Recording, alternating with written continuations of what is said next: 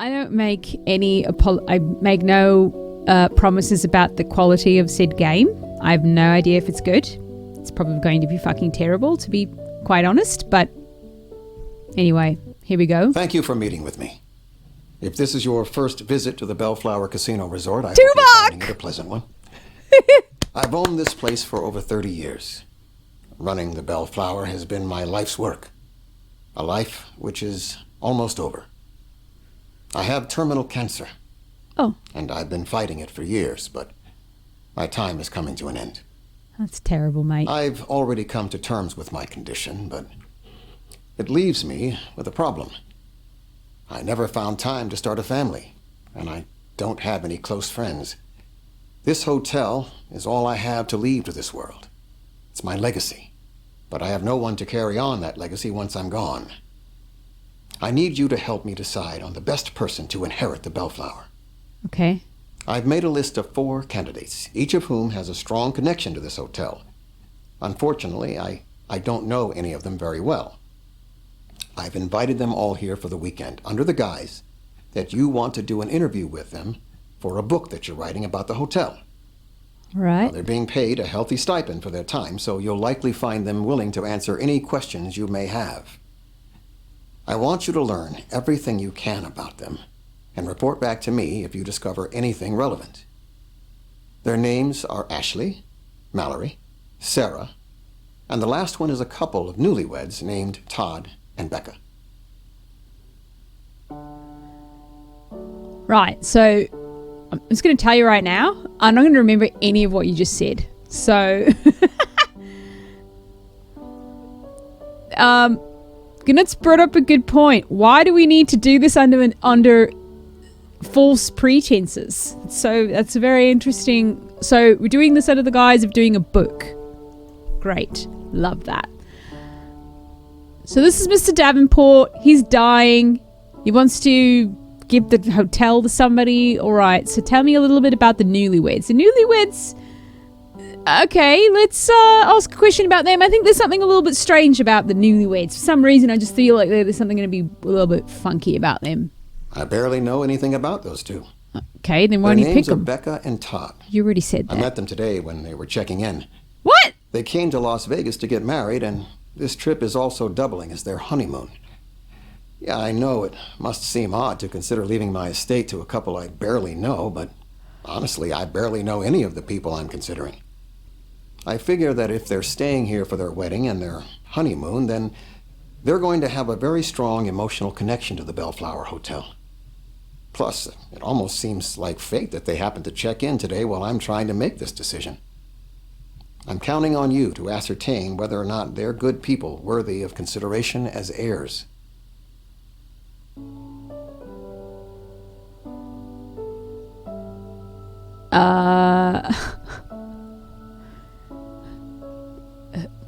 All right. Sarah is the daughter of the Goodley family. She's been staying here with her parents on family vacations for years. That family is so wholesome that they make the Brady Bunch seem edgy. They're a welcome breath of fresh air here in Las Vegas, and I love the idea of someone with very strong moral values like Sarah taking over the hotel. Wow. Okay. All right. All right. Sarah seems like a nice girl. I haven't seen her yet, but... Mallory is the unluckiest person I've ever met. She's also one of the nicest. I've never seen so much tragedy befall such an undeserving person. I unfairly gave her a hard time when we first met, but we get along well Magnify, now. welcome. I gave her a complimentary stay here at the hotel to apologize, and she wouldn't stop talking about how much she loved it here. I think she might even like my hotel more than I do. Like the others on my list, I don't know very much about her. All right. Last but not least, Ashley. Ashley is a magician. Oh, I'm immediately disqualified. We hate magicians here on this channel. Fuck magicians. They're the same as cyclists. They're the fucking worst. Anybody, aside from myself. She's a private person, so I don't know much about her personal life. Well, I can already tell you that she's a fucking freak, and then she should be locked up like the rest of the magicians in the world. They're the worst. Okay. Oh, okay. You're the magician. Alright, I like your tattoos though. Never trust the magician. You know, this game is kind of giving me most of the people that are in chat right now have not seen me play what the hell was the name of that fucking game? The Infectious Case of Dr. Decker or whatever. Anyway, kind of giving me those vibes. Anyways.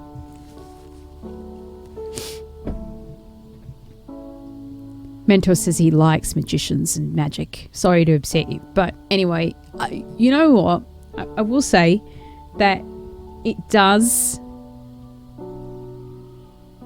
It seems to me that it applies mostly to male magicians. So I don't like male magicians. They really bother me. I don't know why. So tell me, Ashley, about yourself. I'm Ashley. I live here in Las Vegas. I spend most of my time practicing magic, and I am single. All right. I can speak normal now. Wow. Wow, Ashley's a winner. I like Ashley. All right. You're single, huh? So nobody in your life, huh? I'm not great at dating. It's probably because I really don't enjoy getting to know people. That's why I think that dinner and a movie is the perfect first date. You have just enough time to exchange facts about each other, and then the food comes and you can't talk because your mouth is full. Then you go sit in a dark movie theater, where talking is frowned on, and you watch a movie. It's great, especially if you're with one of those people who insists on talking all the time. I'm great at breakups, though. Yeah. Not very good at dating. I've tried dating apps, but I haven't found any that I really like. Okay. You know what? I kind of like her. So tell me about practicing magic. When you're part of a magic show, you spend countless hours practicing. We only perform 4 nights a week, so it would seem like it's an easy schedule, but we spend maybe another 30 hours practicing.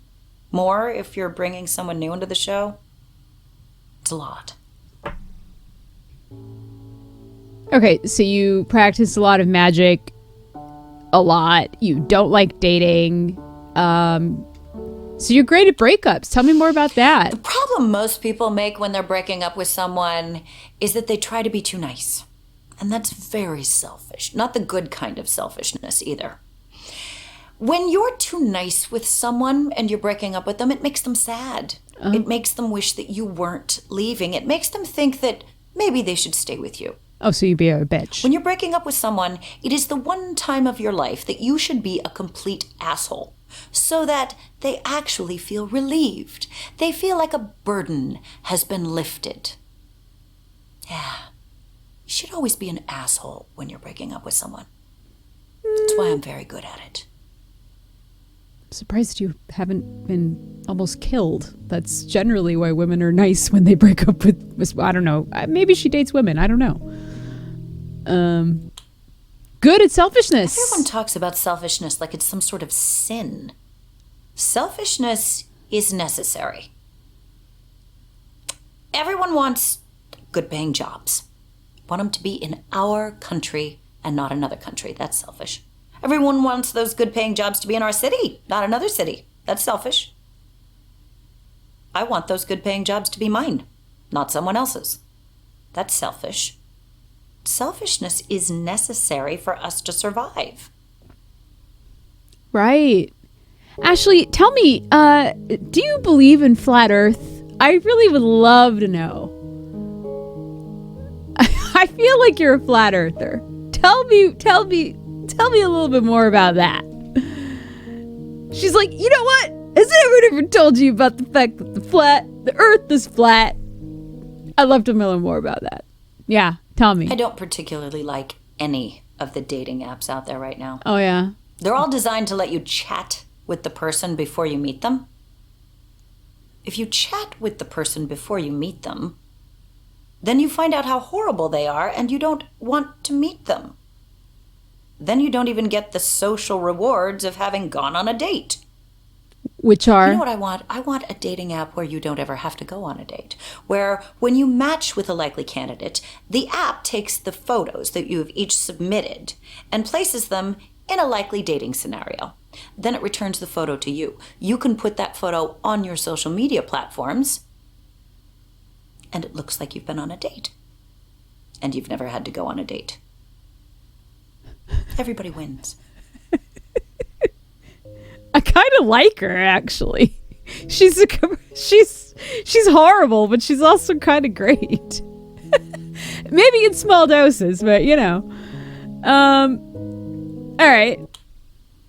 So stop talking. There are people who talk all the time, even when they have nothing to say. If that you have is nothing true. To say besides hello or hi, why talk? I really don't enjoy misguided politeness. So, Ashley, here's a question for you then. Can I remove your voice box? Can I just cut it out and you'll never be able to speak again? Would you be happy with that? Just take it out. You know. And then our only form of communication would just be nonverbal. Do you think she would be happy with that? I'm just curious. I'm very intrigued by Ashley. It's like when someone tries to do something nice, but it has the opposite effect. Like you're walking towards a door, and you're too far away, but someone decides to hold it open for you anyway. So then you have to rush. Alder says, I say give her the hotel now. Forget the other candidates. It. Do you know what's easier than rushing through a parking lot to get through a door? Opening it yourself when you're there. She's a delight. Wow. Devil, thank you so much for the follow. I've been performing my magic act here since the last time it was renovated. Oh. Huh. Never heard of the place before that. I like it here. I like Mr. Davenport, too. He's very hands-off. Doesn't I talk? appreciate the fact that he doesn't try to give me input about my show. Okay. So... I haven't really talked to him that much. Yeah. We talked a little bit when this place was being renovated. My magic act was becoming popular, and I was looking for a place to take up residency, and he was looking for an act to host in his arena. It worked out great. We've really only spoken a few times since then, usually about business. Mm-hmm. I guess you could say he's one of my best friends. Oh. One of your best friends. Wow. Okay. Tell me a little bit more about that. I don't like interacting with people unless there's a purpose. I would say I'm a people person, but I grow weary of them quickly if they overstay their welcome. I don't think you're a people person, Ashley. I prefer quiet types who show who they are by their actions. Okay, so... a lot of people will have shallow, fake friends who will tell you all about their day, but they'll never lift a finger if you need to move or get rid of a body. Oh. I really don't like people like that. You know what? She has a good point. She's a very good point, though. Yeah. Very, single-serving friends. You know what? She probably is extremely loyal, but only to, a very few.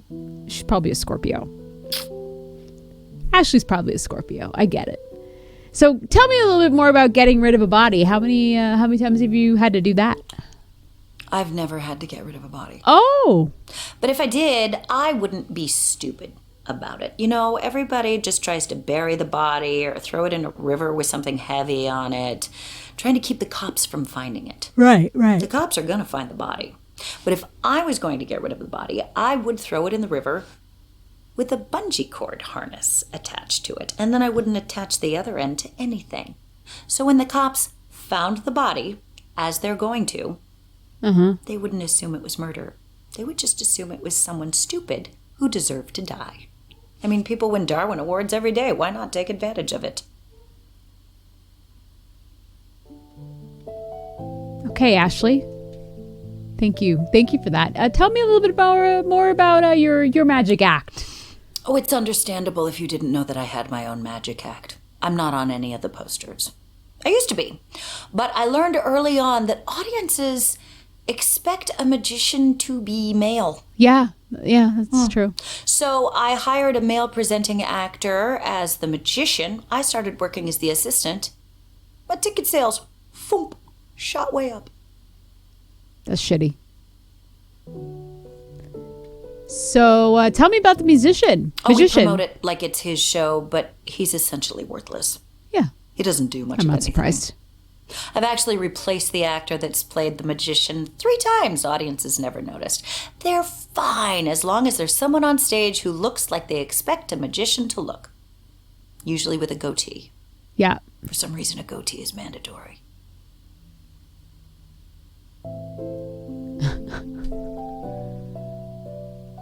All right. Tell me a little bit more about Darwin Awards. You've never heard of the Darwin Awards? I know what they are. They're my favorite.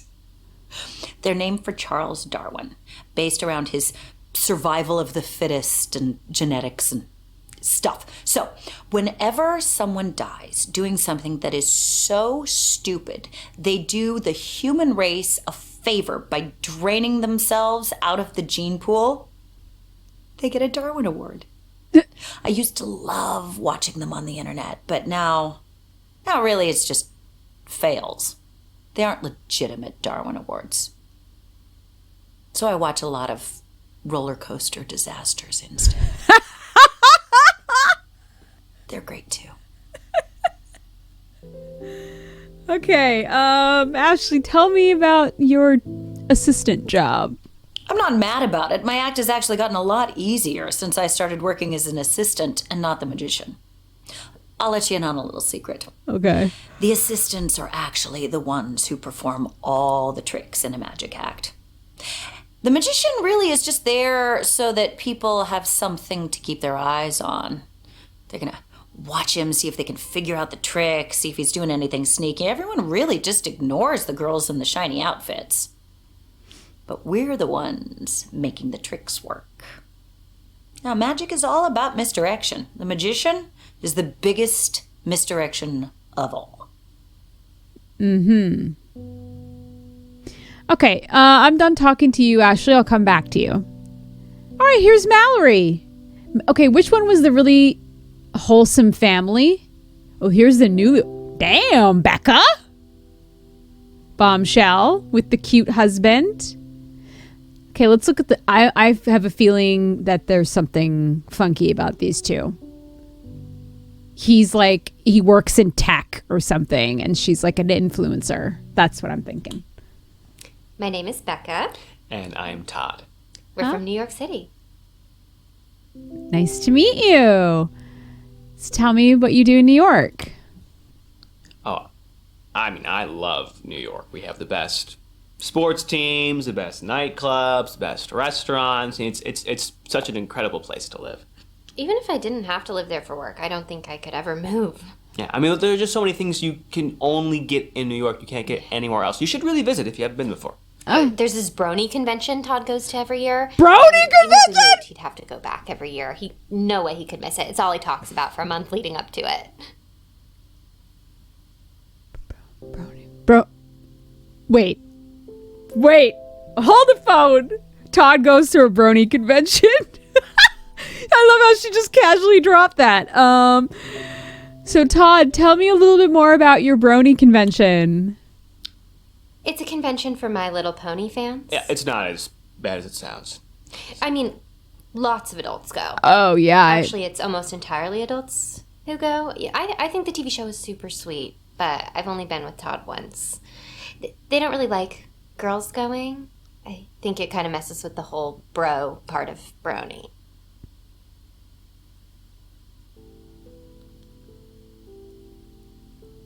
Oh, boy. Honey. Oh, your boyfriend's a freak. Or your husband is a freak. Oh, God. Oh, okay. So tell me why you were at the Bellflower Hotel. Why did you choose... Okay. This is where Todd said we had to stay when we came to Vegas. Yeah, we're in town for our wedding. Oh, that's so we sweet. actually ran into the owner of the hotel while we were checking in, and he overheard us saying we were getting married, so he upgraded us to a big suite, which was such a nice surprise. And he was even more surprised when he asked if we wanted to be interviewed for your book. I mean, this is certainly turning out to be a memorable trip. I would hope it'd already be memorable, what with our wedding and all. Oh, of course. That was a poor choice of words on my part. Okay, there's something weird with these two. There's something weird. So tell me about your wedding. I wanted to get married in a church back home, but Becca wanted to do something original. Isn't that right, dear? Yeah, we also couldn't afford a big wedding. You know, Todd's work has been a little slow lately. Well, I'm an actor, and Ah? actors have dry spells. Just He's an actor? part of the industry. Okay. Plus, Becca has a lot of debt, so we probably shouldn't be spending too much money right now. Right now he's actually playing Elmo in Times Square. He takes his picture with tourists all day. He's so cute in the costume. Yeah, I'm not Elmo. Okay. Legally, he is a generic red creature, but we all know who he's supposed to be. Okay, so he's an actor. Okay, so I read you wrong. He's an actor, not a tech bro. And she has a lot of debt, so she probably likes to spend a lot of money, and he's broke as fuck.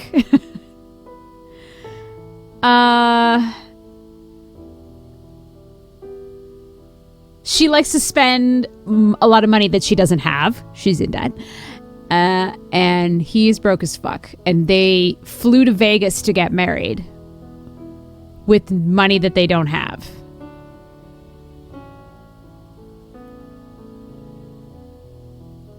So this is, yeah. So tell me about your acting, Todd.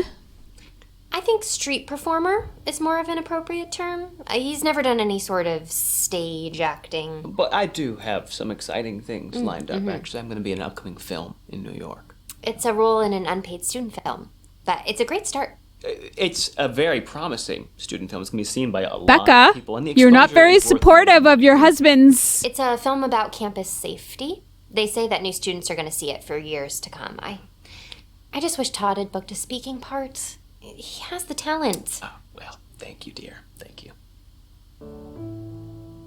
Not very supportive of her husband's chosen profession at all. Wow. Okay. So tell me about the fact that you wanted to be married in a church and she wants to wild it up in Vegas. Todd's family is very religious, very devout. Well, I'm not as devout as the rest of them.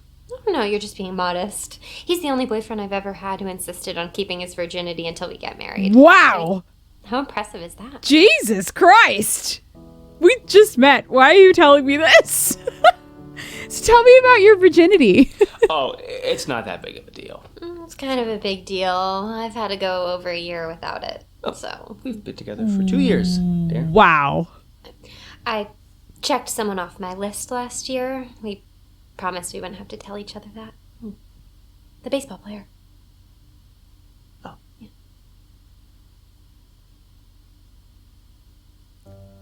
What the fuck?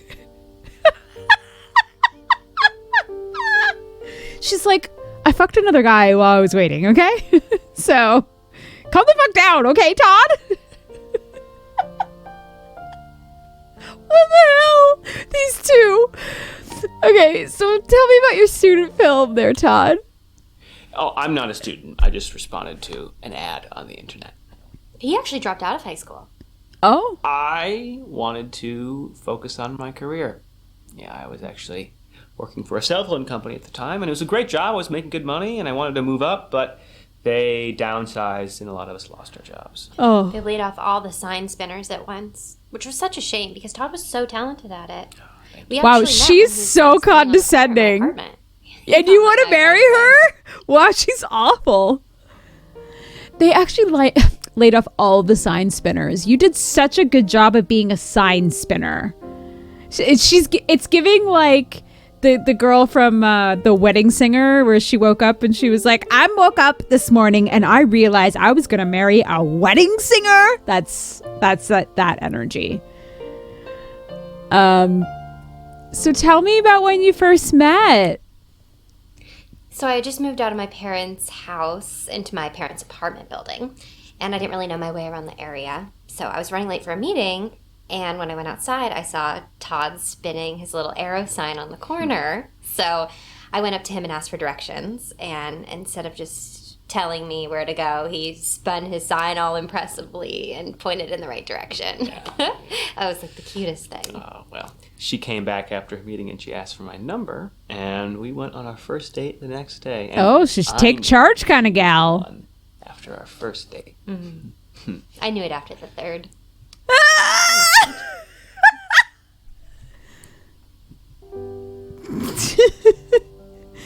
Well, Becca is she's gonna take this guy's heart, rip it out of his chest and eat it. I kind of like her. I want her to do that to me. Wait, did she say her parents' apartment building? My parents own a small apartment building on the Upper East Side. They let me live there rent-free. Okay, I so just you pay come for from... utilities. Todd's She gonna comes move in from with me, money. get married. Apricot's going to have to move out, but it's totally going to be worth it. So she comes from money. Uh-huh. So she comes from money. She's marrying a broke-ass guy, which is fine. No, you know, he's very cute, very attractive guy, whatever. But she's a total man-eater. 100%, Trav, you're right. Oh, wow. I'm very interested. Tell me about your debt. Yeah, I took out a lot of student loans. Why? I would have been more than happy going to an affordable law school, but Daddy insisted I go to Harvard if I wanted to work at the family firm. So I will probably be paying that off for years. I don't know why Todd puts up with me and all my baggage.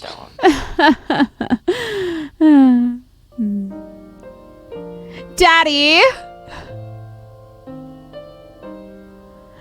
I want to go to Harvard. Yeah. Comes from money, high-powered lawyer. I knew she just had that air of like, oh God, Todd, pack your bags. You got to get the fuck out of that relationship now. She's going to crush you. Maybe he likes to be crushed though. Maybe that's his kink. He's a fucking brony. He's a brony. He likes to be crushed. Maybe he likes her to dress up like a My Little Pony and crush him under her little paws or whatever. Hooves. Paws. That's not right. I mean, yeah, I get it. Who's Apricot? My puppy. Her name's Apricot. Apricot, whatever. Unfortunately, Todd is severely allergic to dogs, so she can't be living with us. But I'm sure it won't be hard to find someone who wants to adopt an adorable little teacup Pomeranian.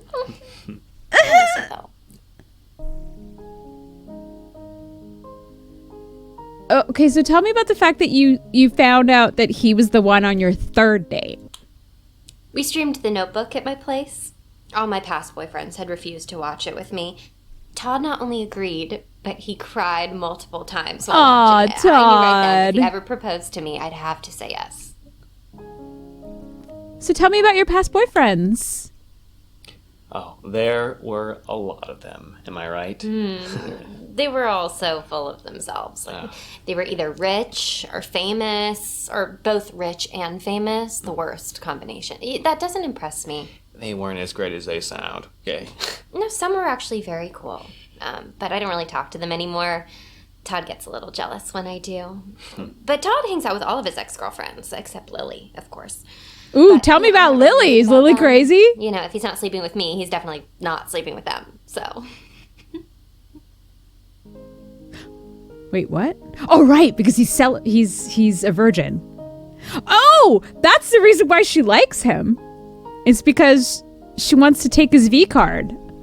Good for you, Becca. Okay. Tell me about Lily. Oh, Lily, she was just the worst. I wasted 6 months of my life dating her, and that is all that needs to be said. she used to physically abuse Todd. Oh. I'm so proud of him for breaking up with her. Even more for talking about it. It's not really what she makes it sound like. She doesn't know the whole picture. I mean, Todd could have easily defended himself. But the thing about Todd is he would never hit a woman. Ever. Well, no real man ever would. Especially Lily. I mean, I don't think I could hit a 95-pound elderly woman either. Yeah. Wait, what? Did I just hear what? He dated a 95-year-old woman?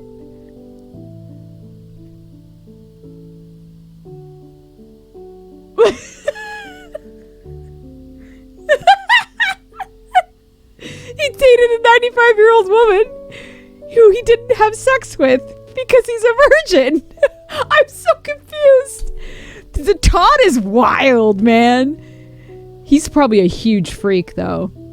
I mean, Becca's in for it. She's in for it. He's gonna like fingers up the butt kind of dude. I used to date this famous singer. I'm not going to name drop because that's gauche, but Gauche. you definitely know who he is. A lot of women have been with musicians, and to be honest with you, we all know that musicians are not one-woman men. It's Facts. actually pretty serious between us. I mean, he asked me to move in with him. I met his parents. It's kind of the real deal. Oh, well, guess he was a good one, but I feel bad for her because he broke up with her. Actually, I never told Todd this, but I was still with the singer when I met him. I didn't break up with the singer until we became official. It's crazy to think, if I hadn't met Todd when I did, I totally could have been married to the wrong person right now. So, you cheated on him with me. That's why I never told you this.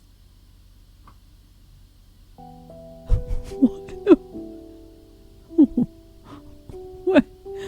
Okay. All right. So tell me about your family firm. This couple is fascinating. I'm like intrigued. Kennedy, Seymour, and Cartwright. Michael Kennedy's my father. Barbara Cartwright is my mother. It's not the biggest firm my in New York, God. but we do all right.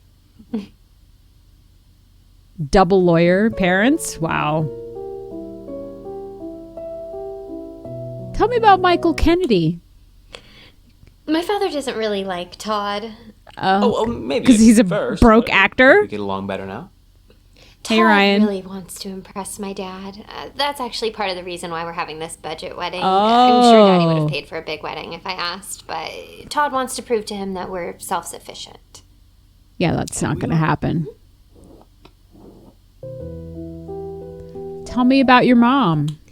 You know, my parents didn't get married until years after they'd already been legal partners. At that point, my mom had already a long list of clients, a really great reputation, so that's why she kept her own last name. Yeah, plus they would have had to change the name of the law firm. I mean, they had to print new business cards, order new signs. It would have been a big hassle, right? That's why I'm keeping my last name. So if everything goes according to plan right before my dad retires, I will get made partner at the firm. That way there will still be a Kennedy in the name. Also, Becca Boner just doesn't really have a great ring to it. Becca Boner!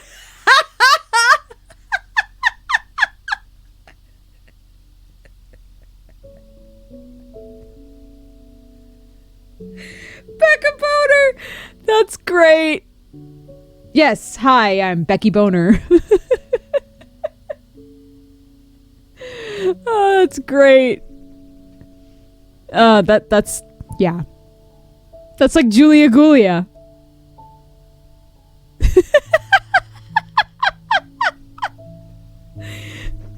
So you're keeping your last name, huh? It doesn't bother me. If she wants to keep her own last name to help her career, I'm in full support.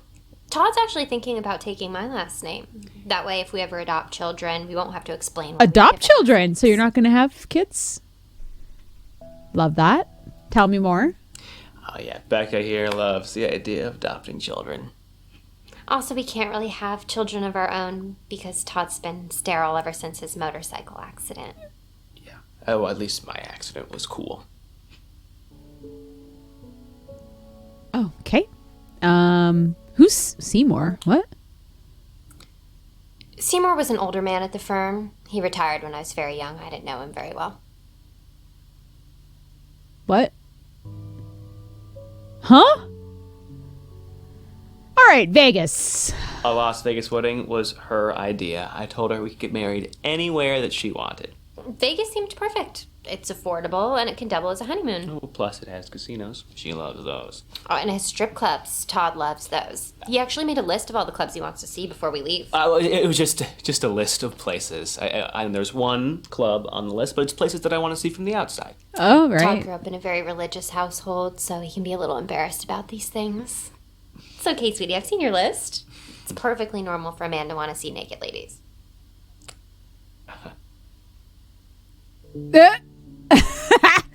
Tell me about that list. You know that list every couple makes of people they're allowed to sleep with if they ever get the chance to without it being considered cheating. Yeah, which isn't really fair because I don't sleep with anyone, and she knows that. So. Well, I've been trying to change that for the past 2 years. I'm sorry, but I'm trying to get into heaven, so. Really? Oh, God. I've been trying to get him into heaven for the last 2 years with no luck. Well, aren't you supposed to be only putting famous people on the list who you don't know? Well, I didn't know him when I made the list. I just so happened to meet him a year later. Oh, convenient. Besides, Todd put my sister on his list. That was meant as a compliment alone, okay? She knows that I would never sleep with anyone besides Becca. Yet my sister did not take it as a compliment. She's still kind of mad about it.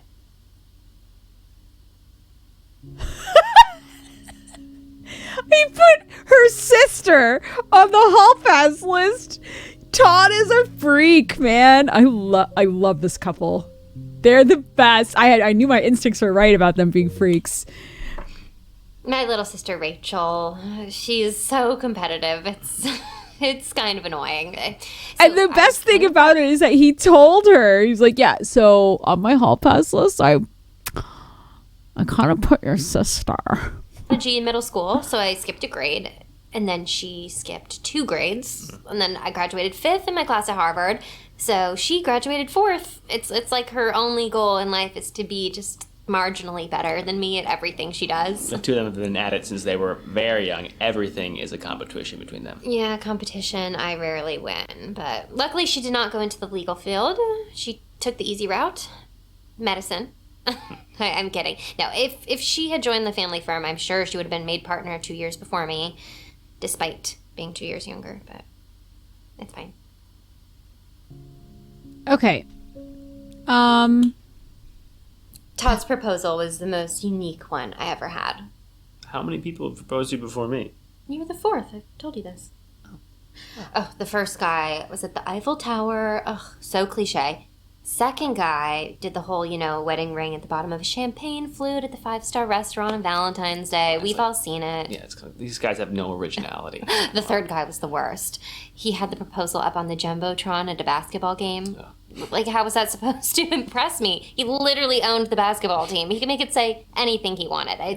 That sort of stuff, it doesn't go far with me. Yeah, and I guess I'm just the lucky one. This is, wow. What's the next question? Yeah. What's his proposal? Okay, so Todd was helping me lose weight at the time. She asked me to help. Doing And, what? I'd asked this of other boyfriends before, and they always dismissed me. They were like, "Hun, you're perfect as you are." And I was like, I don't want you dismissing me. If something's important to me, I want my boyfriend to take it seriously, Again, too. I was just trying to help. That's all I was. Oh, he did more than that. He tracked my weight loss. He kept a log of everything I was eating. I mean, it was like having my own personal trainer at home. Yeah, it was she laid out everything she wanted me to do, and I just did what she asked me to. And there was like this stubborn last few pounds I just could not seem to get off no matter what. So Todd told me he would marry me if I hit my target weight. What the fuck? What is this game? The incentive I needed, I shed those last 3 pounds stat. I lost it so fast he didn't even have time to save up for the ring. Well, I thought I was going to have more time. I literally just didn't eat for 4 days. It was all the motivation I needed.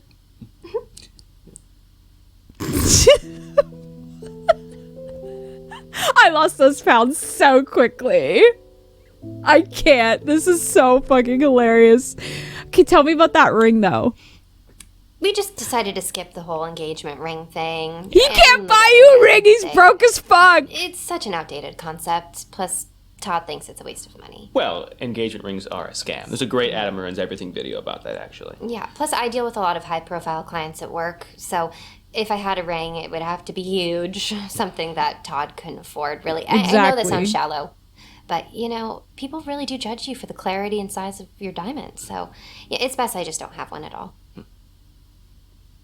Wow. She definitely pegs him. It's great. Oh, well. Our firm represents a number of well-known clientele. Sorry. I'm not really at liberty to name names, but there's a few athletes and politicians who you might have heard of. You know, I was actually an athlete. I was the star player on my high school football team. And I would have gone pro. Everyone would know my name, but I had a knee injury. So. Oh, yeah. I mean, look at him. He would have totally made the NFL had it not been for the injury. I mean, once he kicked a 20-yard field goal in a high school game, like, that is extremely unheard of from what I understand. I almost went pro in gymnastics, but that didn't work out for me either. These two we'll put a pin in them because they are great. I love hearing from them. They're incredibly entertaining. Are they good enough? The whole point of this game is that we're trying to ascertain whether they could take over this hotel. And I don't think Mr. Davenport would be, I don't know. I mean, she has great connections. So that could be a plus for them. But she also likes to spend. So she'll probably just run the whole business into the ground eventually. But then she also has parents to rescue her if she needs, right? So there's that. So something to think about. Let's go to the Goodleys. They look very wholesome Christian family, right? I'm Alice Goodley. I'm Walter, and this is Sarah. It's so nice to meet you. Oh, these guys are freaks too. Oh yeah, Mormons. We love Mormons. Tell me about your Mormonism. We are very lucky to live there. Our neighborhood is just dandy. Dandy! And again, I guess everybody says that about their hometowns. We have friendly neighbors, a brand new school, and the best darn volunteer fire department you could ask for. Well, it's not perfect, though. Crime has been on the rise lately. Oh, that's true. Last Halloween, 2 houses Hey, got River, totaled. welcome. Yeah, a bunch of us pitched in, and we got those houses cleaned up by noon. Still, it was kind of disappointing to know that something like that could happen only a few blocks away. Cleaning up all that toilet paper was really fun, though. That's our Sarah. Always looking on the bright side of any situation. Yeah, absolutely. Being on the volunteer fire department is considered a huge honor in our town. Oh, There are that's too many lovely. volunteers every year, and they can only let in so many people, so it's very competitive. Well, the exception is on Thanksgiving. During the parade, they make everyone in town an honorary member.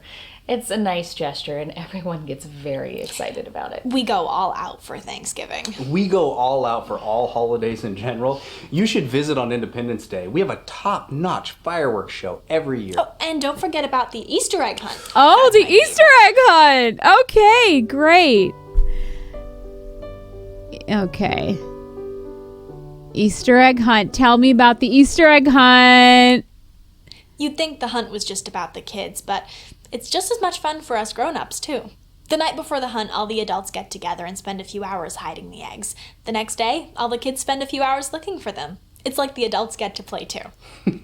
Sarah takes hiding Easter eggs very seriously. Some of the places she finds to hide them are downright diabolical. Well, I remember what it was like hunting for eggs as a kid. The best feeling was when you'd find an egg in a hard-to-find spot. If someone doesn't hide them in places like that, then the kids won't get a chance to feel like that. Sarah never does anything without giving it her best effort. You should hear her music lessons. Oh, God, you're so perfect. So tell me about the dildos. I know you've got the dildos. Tell me about them, Sarah. First of all, why... If you guys are hardcore Mormons, because clearly you are, because you're dressed in the same fucking... all the same clothes as your fucking parents. And why are you here? Why would you come to Vegas unless it was like a Mormon convention?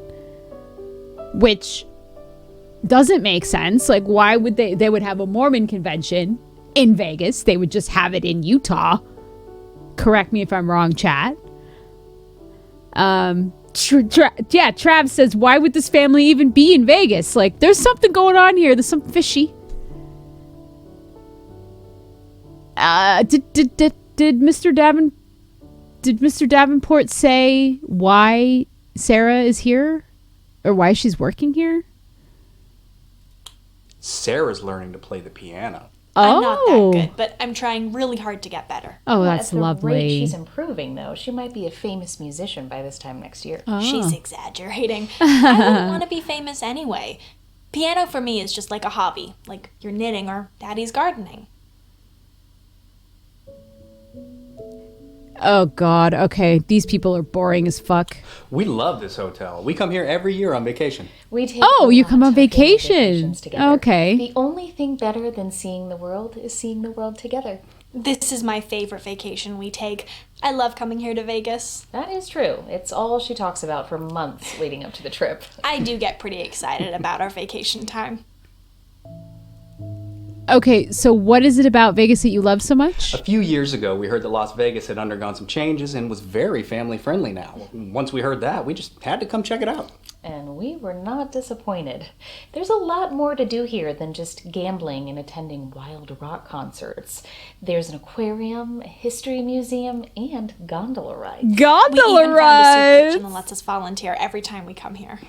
We do participate in some of the wilder activities too. Like? Last year, we toured the Pinball Hall of Fame. The Pinball I figured we Hall are of in Vegas Fame. after all. We might as well get a little crazy while we're here. None of us gamble, but I don't understand why it has such a bad reputation. I've never gambled before, but I do want to try it when I turn 21 next year. You're 20? I tried it. Gambling isn't really for me, but it seems like an innocent enough pastime. Wow. Okay. Tell me about some rock concerts. You seem like you rock out sometimes. Satan. We've never been to a rock concert. We really should go sometime, though. Walter wasn't the biggest fan of rock music for the longest time, but it was Sarah that convinced him to give it a try. All the rock music I heard growing up just seemed so edgy, I figured it wasn't for me. Daddy just hadn't listened to the right bands. That's true, because I wasn't the biggest fan of rock music either, when all I ever heard were wild groups like the Beatles and Billy Joel. If Sarah hadn't shown me that there were less rowdy bands out there, I'd probably still be missing out. It is amazing how much Sarah's changed our lives. Wow. You, the fact that they are called the Goodleys is just too perfect. Mentor's is saying maybe dad practices polygamy and has many side chicks. Perhaps. I don't even want to talk to them anymore. I want to talk to the newlyweds. They were way more interesting. Tell me about your soup kitchen volunteering. We all love doing charity work, but to be honest, Alice and I don't find nearly as much time as we should. Sarah, on the other hand, always finds the time. She volunteers every week at an assisted living facility, a food bank, and an animal shelter. I wish I had her youthful energy. Thank you. They're just being modest. They both do plenty. When I was younger, I did what I could. Now all I really do is make the occasional donation. What about when we went to the beach last summer? That's true. We spent the day cleaning the beach, and we had a contest among ourselves to see who could collect the most trash bags worth of litter. Daddy won by a full bag. It doesn't matter who fills the most bags. What matters is doing our part for the environment. Every piece of litter you pick up off the beach is one less piece that'll make it into the ocean. That's what Daddy always says. I mean, I respect their hustle. I do. I respect it. Don't you want to be famous, Sarah? When people get famous, they move to a big city so they can make lots of money. Once they've made all that money, they move to the place they really want to live. I already live in the best place I can imagine, so why would I leave in the first place?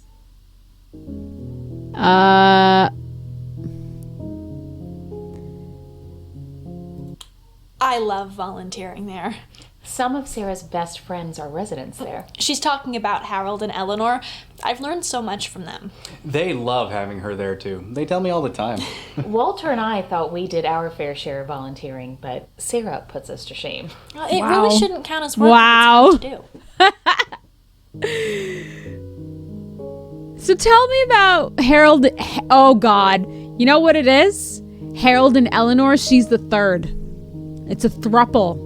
Harold and Eleanor are like 89 years old, and she's like the 20-year-old in the threesome. Eleanor was a phone operator for most of her life. From what she says, there was a time when operators had to manually make phone calls go through. I can't even wrap my head around that. I've known Eleanor for years. She organized the town's first bake sale, and she always had the best Christmas decorations every year when I was growing up. Our town gets very into Christmas lights. Walking around and looking at all the decorated houses, it's a tradition for us. I prefer driving around. It's a lot warmer. Can't disagree with that. Sarah and I don't like the cold weather as much as Walter does. Oh, I've always loved the winter. What are Playing your outside in the snow skeletons, is one of my Goodlies? favorite things growing up. I've made more than my fair share of snowmen. I'm more of a summer girl. Me too. Yo, these are the type of people that you read, like you eventually hear about on like Dateline or 2020, that like one of them ends up like having an affair, and then they get sick of their partner or whatever, and then they end up murdering them or whatever. I'm telling you. Yeah, that's what I'm saying. Or like the girl falls in love with like a bad boy or girl, or both, who knows, and pays him to like kill her parents or something. That's it's so sweet, it's saccharine, it's like, you know, summer girl, question mark. Walter likes the winter, but you will not catch me outside if there's snow on the ground. We've never helped Daddy shovel snow once. We just stay inside with the heat cranked up. Believe me, they more than make up for it in the summertime. I can't remember the last time I watered the lawn. We do love finding excuses to work outside during the summer. I'm starting a charity car wash. I already have a bunch of other girls signed up. We're starting on Memorial Day. I love the car wash idea. There are always plenty of worthy charities that need the money. Plus, it's a lot of fun. It's like getting to go to a water park for free. You know what? I shouldn't shit on them. I'm sure they do really great work, but I can't stand talking to these people anymore. I'm dead. Let's talk to Mallory. Mallory, what's your deal? I used to work at the Bellflower as a professional gambler. That's actually how I met Mr. Davenport. His security guards thought that I was cheating, actually, so they brought me in for hours and hours of questioning. Thankfully, they looked through the security footage and saw that I was not cheating. They could have just kicked me out, but Mr. Davenport was so kind, and he actually put me in a room for a full week to make up for the trouble that had been caused. This is the nicest hotel I've ever been in. A professional gambler. Okay. Oh, that was the wildest thing. I actually ended up here in Vegas by accident, but while I was here, I figured I might as well try gambling. It turned out I was extremely bad at it, though, and I actually caught the eye of a wealthy man who asked me to be a professional gambler for him. So he would give me money to play craps, and then he would bet on me losing. And we actually made a great team, and he made a ton of money off me. But the casinos started noticing what was happening, and they started kicking us out. Mr. Davenport was the only one who was really nice about it, though. Oh, so you're a con artist. In Vegas by accident, okay. Well, I didn't mean to end up here, but I was on a bus on my way to Denver, and the bus stopped here, and I got off to use the bathroom, but I guess I took too long because when I came back out, the bus was gone, and it also had my luggage on it, so when I got here, all I had was the clothes on my back. But I'm glad it happened because I had a really good time here. Oh, so this is the one that Mr. Davenport said had like really terrible luck. So tell me about the wealthy man, Mallory.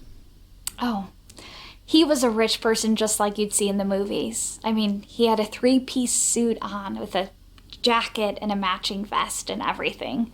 His car had a hood ornament on it, and he even had brown socks to match his brown shoes. Wow. I wouldn't know brown what to do with socks that and kind of brown money. shoes. I think the first thing I might do would be to buy a monocle, though. Okay. That sounds really great. Thank you for telling me. Okay, so what were you going to do in Denver? Well, I wasn't in Denver proper, but I was about half an hour away at this ski resort very close by. Oh. Anyway, I worked at the ski resort first as a ticket salesperson, but then I studied and worked really hard to become a ski instructor. But sadly, like all my jobs, it didn't last. The first time I took a group out to go skiing, I was supposed to bring them to an intermediate level hill, but unfortunately I read the color coding wrong and I brought them to an advanced hill.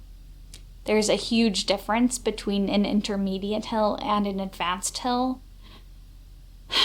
I of course lost my job. You suck at... she doesn't... Yeah. She's not doing great at life, Mallory. I'm sorry. Tell me a little bit more about yourself. What is there to say? I guess I'm a little bit down on my luck right now. I'm sorry to hear that. I had 2 job interviews earlier this week, and I'm hoping to have more soon.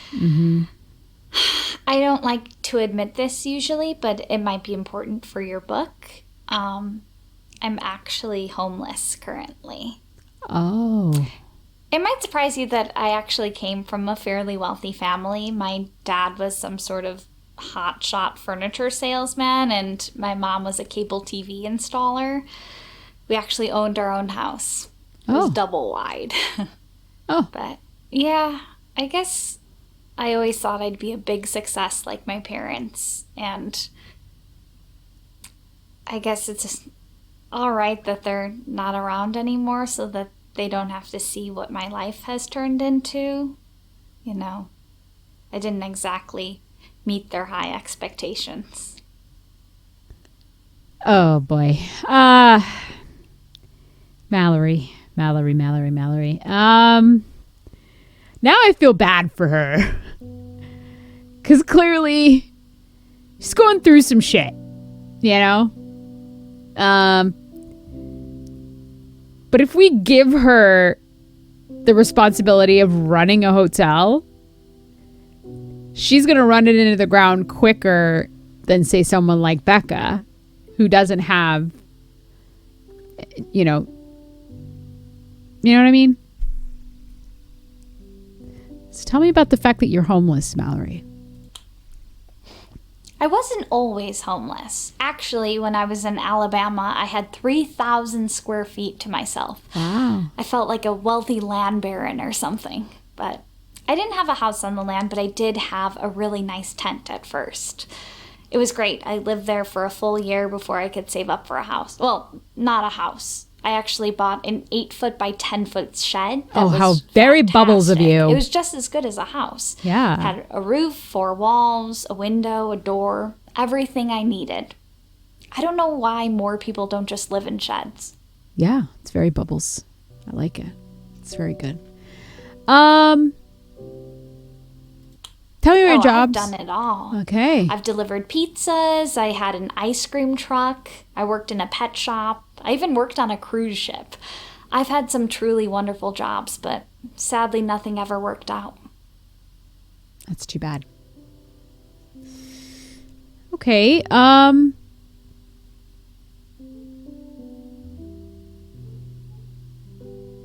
So your parents are not around anymore. Oh, I've been an orphan almost my entire life. Yeah, my parents died in a fishing accident when I was really little.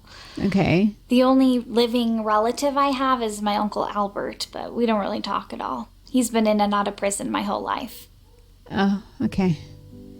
Prison for what? My Uncle Albert? Oh, he goes back to prison all the time.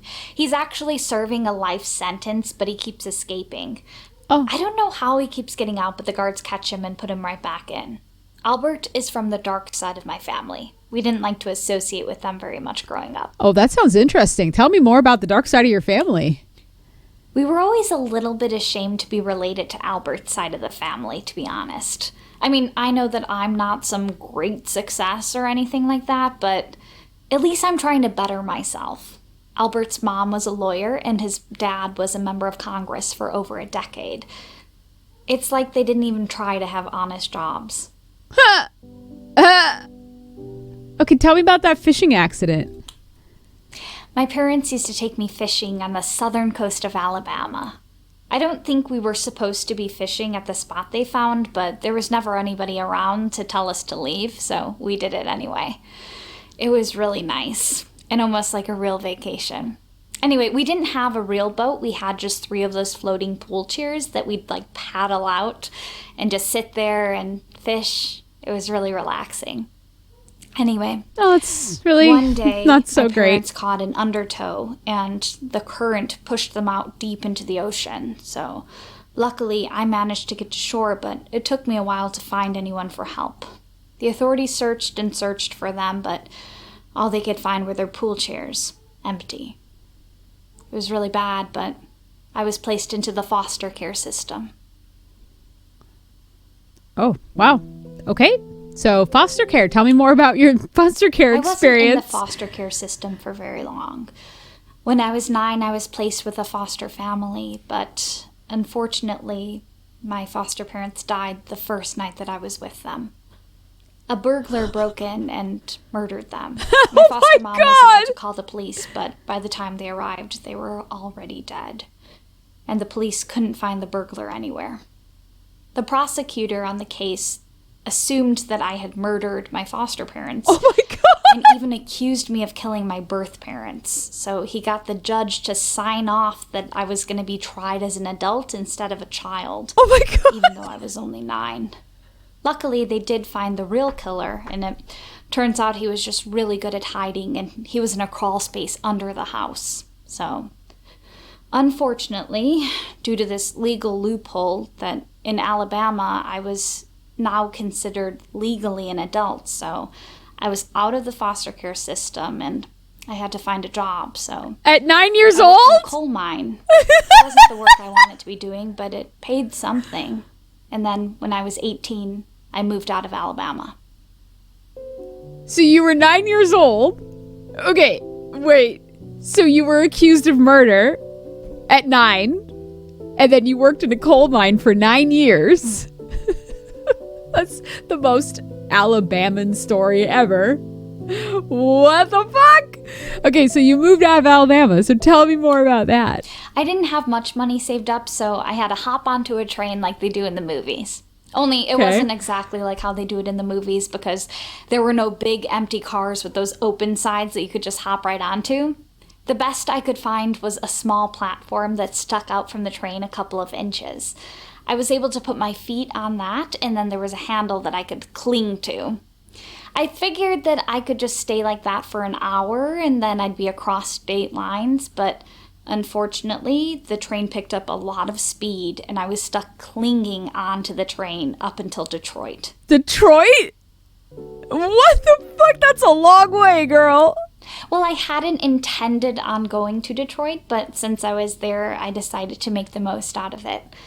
I got a job as the mascot at a children's restaurant. It was kind of a cheap ripoff of Chuck E. Cheese. And I had a costume that wasn't so much a cute mouse as a scary rat. But luckily, the kids didn't seem to mind too much. But I was only there for a little bit anyway.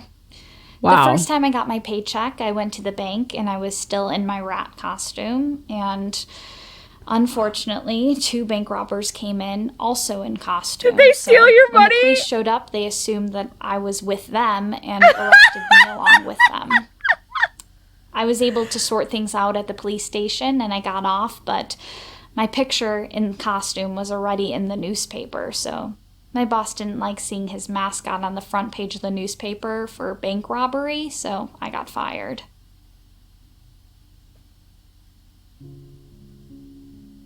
I'm seeing a lot of there's a thread here. You seem to be in a lot of places where a lot of crimes go down. So people get murdered where when you're around. Robberies tend to happen when you're around. I find it really hard to believe that you just happen to be a bystander when these things are happening. Like, you know what I'm saying?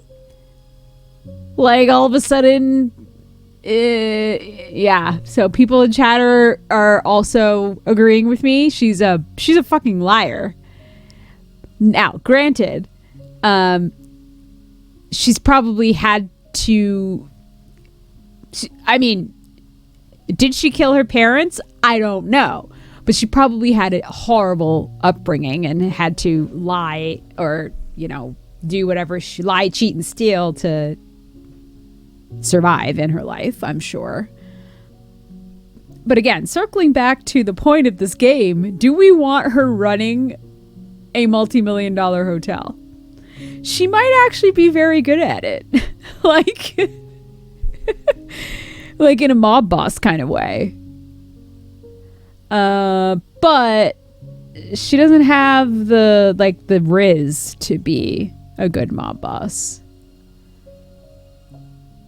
I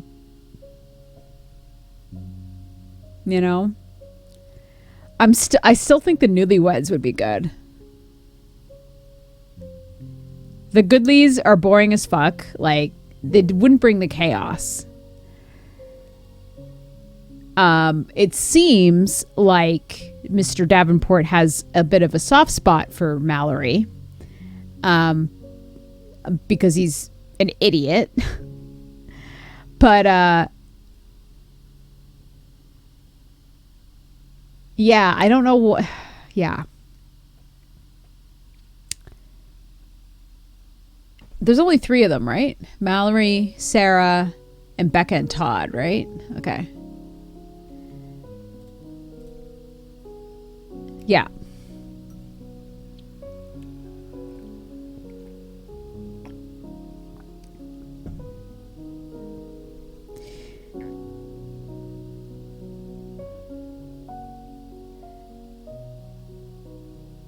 Yeah, she just doesn't have the...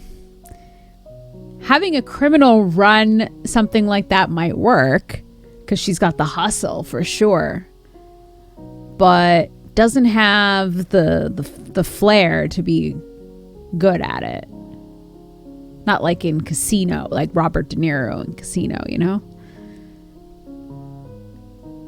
Tell me about your job interviews. Let's try and prod a little more. My first job interview was for a job selling jewelry. I didn't have any experience, so they said they couldn't hire me. My second job interview was at an adult video store. They needed someone to clean up those video booths after customers used them. I also didn't have any experience with this, but I really wanted the job, so I lied. You lied. And said that I've been doing it for 15 years already in 3 different cities. I thought for sure they were going to hire me, but for some reason they didn't. I guess that was karma telling me that I shouldn't have lied. Huh. Yeah. Shed? That was the nicest place I ever lived. Unfortunately, 2 weeks after I bought that shed, it was swallowed in a sinkhole. So, there was really nothing left for me in Alabama. I decided to chase my childhood dream and move to Albuquerque. Albuquerque, okay. Tell me more about your New Mexico trip. Ever since I was a little girl, I wanted to move to a big city. One of those places that musicians write songs about? A place like Albuquerque. When I finally moved to Albuquerque, it exceeded my expectations. All the glitz, all the glamour, it was incredible. And the best part was the people were really nice. It was great. I'd probably still be there today if it weren't for the puppy incident. Oh, so you killed a puppy? Because you are a murderer, we already know that. A little boy had lost his dog, and the entire community banded together to try to find it. Every business had some sort of poster in the window asking for people to find the dog, and I actually came across the dog, but unfortunately it was already dead, so I buried it. And then I wanted to do that thing that they do in TV shows where you replace one dead animal with a new alive animal that looks the same. So I went to every pet store in town until I found a dog that looked like the dog that I had buried that had died. I brought it to the little boy's family and they seemed so happy. You killed the dog. Until about 2 weeks after that when I found out the truth. The little boy and his family weren't looking for a lost pet. Unfortunately, they were looking for a dog that had bitten the little boy. They wanted the dog to see if the dog had rabies. Since I didn't bring the correct dog back, they couldn't test the dog, and it turns out the dog that bit the little boy did have rabies. That's why he died. The story doesn't have a happy ending for the little boy, and I couldn't face the townspeople anymore, so I had to move out of Albuquerque. What?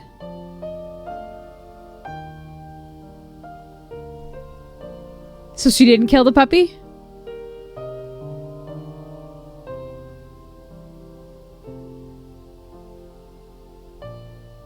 Okay, tell me about the ice cream truck. It was a dream of mine for a really long time to have my own ice cream truck. I love the idea of having my own business, being an entrepreneur, and selling wonderful sweet treats to people over jolly music. Anyway, it took a really long time, but eventually I did buy my own ice cream truck. Well, it wasn't actually an ice cream truck, it was an El Camino, and it had 2 freezers full of ice cream in the back, so anytime I wanted to sell ice cream, I'd just have to park and get out and go around back. It was great, and I'd still be doing it if I hadn't lost my license. You lost your driver's license? I wasn't just selling ice cream out of my El Camino. I was also living in it. The ice cream chests in the back were plugged into the cigarette lighter inverter, so the engine had to be running at all times so that the ice cream wouldn't melt. This made it really hard to sleep. Anyway, one night I had a few drinks and I was trying to sleep, and of course the engine was still running so that the ice cream wouldn't melt, and a policeman came over to see what was happening. I didn't know this, but you can actually get a DUI if you're drinking while your engine's on, even if you aren't moving, so I ended up being sent to prison. Oh. So you went to prison. Tell me about that. I actually got really lucky with my prison sentence. Oh, okay. I was sentenced to 3 months in prison, but they let me out after 2. Also, I was sent in right before Christmas, which was great because on Christmas Day, they gave everybody a delicious cinnamon bun. It was the best cinnamon bun I've ever had. I guess sometimes Lady Luck is on my side. Wow. Okay, so she's been to prison for a DUI. Right. I worked at a really fancy pizza place that had a big dining room and everything. It was great. Anyway, the owner, my boss, was trying to sell it, so the potential buyers were coming in to see it and to go over the books. The owner said that we had to look as busy as possible when they came in to make a good impression, so anytime there was extra space in any of the pizza ovens, we just started making cheese pizzas. I was given the cheese pizzas anytime I was making a delivery, and I was told that I needed to just throw them in the dumpster, but I felt really weird about doing that because the town had a lot of homeless people. So instead, I decided to do a good deed and pass them out to them instead. Oh, tell me they were like poisoned or something. The restaurant, he was being driven back by my boss to his hotel room, and on the way, I guess they saw about 20 homeless people with our very distinct pizza boxes. I don't know what he thought, but he didn't end up buying the place after all, and I lost my job. God, this girl. I don't know. The more I talk to these people, okay. Maybe we need to talk to them a little bit more because I want to find the skeletons in their closet. Because clearly we found the skeletons in Mallory's closet. We know that she's probably a murderer, probably a puppy killer, or something. But they're so fucking boring. Oh, God. Harold is the friendliest person you'll ever meet. He can go on for hours about the past. He used to own the hardware store in town when I was a kid. They had a toy section that was only a few feet wide, but it felt like a full toy store to us kids. You know, the way you're going on about the past makes you sound a little like Harold. I'm quite the storyteller Harold is. He really likes to go into detail. That's true. He once told me a story about toilet paper that lasted for 20 minutes. It was a good story. We've all heard that one. Harold likes to go on and on about how toilet paper rolls have gotten smaller and smaller over the years. So now you have to buy a 12-pack of toilet paper just to get the same amount of toilet paper that used to come in a 4-pack. I mean, he has a point. I mean, if they still made them like they used to, my grocery trips would be a lot easier. Oh, that's great. Okay, tell me about your family I vacations. take 2 weeks vacation from my dental practice each year. Oh, so he's we a can go on family trip. dentist. Dentists are freaks. Our Las Vegas trips are our favorite. This is our 3rd year in a row coming here. Next year, I'll be old enough to go to the casino floor. Sarah won't be 21 until next month. So you're a dentist. My father and grandfather were both dentists. All the men in my family were. Well, except for my brother Stephen. It's a family tradition. Oh, what is your brother's? Quite the rebel. Oh, yeah, we found the rebel. He's a pediatrician in Salt Lake City. That's clear across the state from us. He only comes to visit a few times a year, usually on holidays. We do drive up to Salt Lake City once in a while. My friend Linda lives there too, so we get to visit her and Stephen in one trip. Salt Lake City, tell me about that. Our trips to Salt Lake City are one of the few things we have trouble agreeing on. There's just so much to do, and everybody wants to do something different. I like to go to the zoo, Sarah likes the planetarium, and Walter likes the Natural History Museum. We started playing a board game right before our trip. The winner gets to pick where we go. Sarah usually wins, but she's very gracious when she does. Last time she won, she picked the zoo to make Alice happy. I won twice in a row. I would have felt selfish if I picked the planetarium both times. Plus, we hadn't gone to the zoo in forever. It wouldn't have been fair. Isn't she just the best? Yeah, that's great. Okay, Linda. Linda was my best friend back in high school. She was a bit of a troublemaker back then. Oh, yeah? To be honest, I was a bit of a rascal myself. Oh. It's true. Alice and Linda were big mischief makers. What did they do? It seem hard to believe now, but Alice was quite the prankster in her teenage years. How come I've never heard about this before? Well, I am not very proud of some of the things I did, so I don't talk about them much. Can you tell me about one of them? Please. Okay. Oh, cringe. Every April Fool's Day, Linda and I would send someone a pizza they didn't order as a prank. We paid cash, so it couldn't be traced back to us. And we'd also tip the driver so they wouldn't get stiffed in the gratuity. I hope none of those people were trying to lose weight. That could knock someone off their diet. We were young and reckless. We didn't think about the consequences back then. Who are these people? I certainly got Oh into my my God. trouble when I was younger. We would order a pizza and pay for it and send it to someone else. I've caused as much trouble as anyone. I was once suspended from school for smoking. Another time I got detention for a whole week for cutting class. You cut class and smoked? She's like, I smoked the devil's lettuce. I was walking to my next class when a kid I didn't know dropped a pack of cigarettes. I instinctively picked them up for him, but just as I did, a teacher happened to see me holding them and sent me to the principal's office.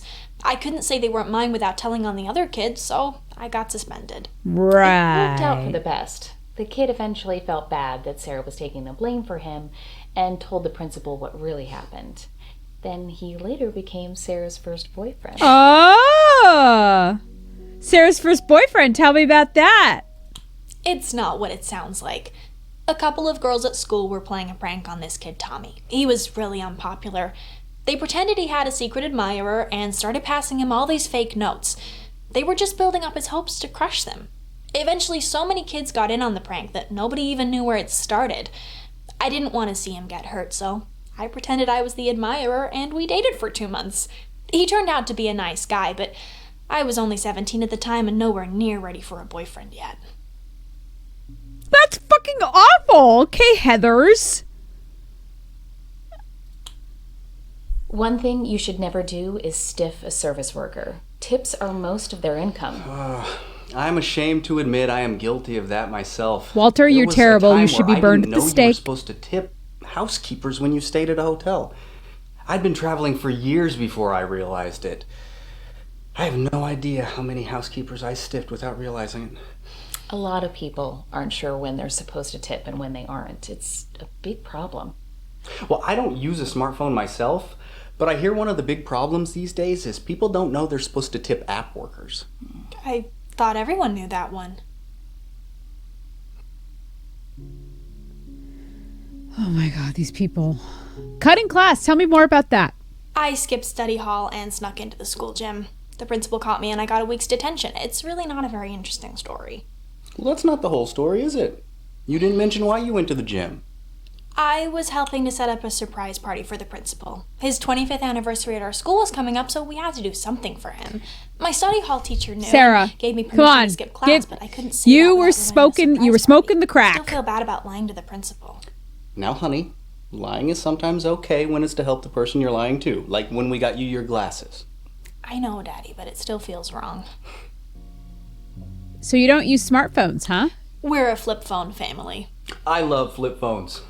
They're inexpensive, the battery lasts a full week, and they don't break when you drop them. I like knowing Sarah has plenty of charge on her phone in case she needs a ride. Well, you know, if I had a smartphone, I wouldn't have to bother you or Daddy when I need a ride. I could just use an app. She's talking about those rideshare services. I just don't understand those. I mean, when I was growing up, we were taught never to talk to strangers on the internet and not to get into a car with a stranger. But now, So there's an app. when you were growing up, you were taught never to on the internet. I'm sorry, honey, but you didn't have those apps when you were when you were a kid, when you were growing up. Sorry. It literally lets you summon a stranger on the internet so you can get in their car. I don't understand why they're so popular. I'm sure there's plenty of useful apps on those things, but everybody that I know that has a smartphone, they just text each other. I prefer having to call someone. It's more of a social interaction for me. See, what I don't like about this game is that I don't like, it's just like an endless amount of clicking. Like I'm just clicking, and I don't know where, like if I want go down a particular line of questioning, it's just, I want to get to the nitty gritty. I want to know what your secrets are, I want to know what your secrets are. I know that there is evil behind these eyes. Sarah used to babysit a little girl named Emily. She really looked up to Sarah. She always said she wanted to be just like her when she grew up. One day, Emily had to get glasses, and she looked really cute, but she hated how they looked. She was super self-conscious about it, and she couldn't even stand to go to school anymore. That's when Sarah came to me and asked if I could get her vision checked. She figured if she wore glasses too, then Emily wouldn't feel so bad about them anymore. Daddy took me to get tested, but unfortunately my vision was 20/20. I've never seen somebody so disappointed to have good vision. That's when I took Sarah to the mall to get her a pair of glasses. Daddy's the best. I started wearing them whenever I was around Emily, and it worked like a charm. She started liking her own glasses almost immediately. Okay, and the other thing I don't like is that I can't recommend somebody until I've gone through all of these lines of questioning. I've been helping out at the shelter for over a year now. Oh, this is going to take love forever. working with the animals. We used to be part of the neighborhood pet patrol. Whenever anyone in our town lost a pet, we'd post flyers and work the phones until that family had their missing member back. I miss doing that. We used to be part of the pet patrol, but it's handled online now. I hear it's very efficient, but we don't have the internet in our house, so we're not part of it anymore. Okay, and also these people can't run a hotel if they don't know how to use the internet. They are flip phone people. Like, what the hell? When I was little, a tornado hit our town. Oh, too bad. 2 families lost their homes. Oh my gosh. Language, terrible. honey. Sorry, Daddy. Eleanor hosted a bake sale. Oh to my raise money gosh. For those families. The bake sale turned into an annual event. They raise money for a new cause every year. It's a really big deal. Everyone in town goes. Alice actually runs the bake sale now. She took over for Eleanor when she retired. Food bank. Tell me about the food bank. Sarah used to only volunteer there once a month. She wanted to work more, but Oh my they God. didn't This have is help. like True, but when Sarah wants watching something, paint she finds a way dry. to make it happen. While working there, I learned that a lot of the local homeless people were illiterate. She talked them into letting her use their facility to hold a literacy class once a week. It's every Friday night from 6 to 9. There wasn't a lot of attendance at first, but it's a pretty full class now. And I've made some good friends there too. It's the one night a week that I let Sarah stay out until 9:30. Now, I don't want her coming home that late, but she's really making a difference in people's lives. She's 20. Okay, gardening. Tell me about your fucking gardening. I like to make sure my family's eating at least some natural organic food.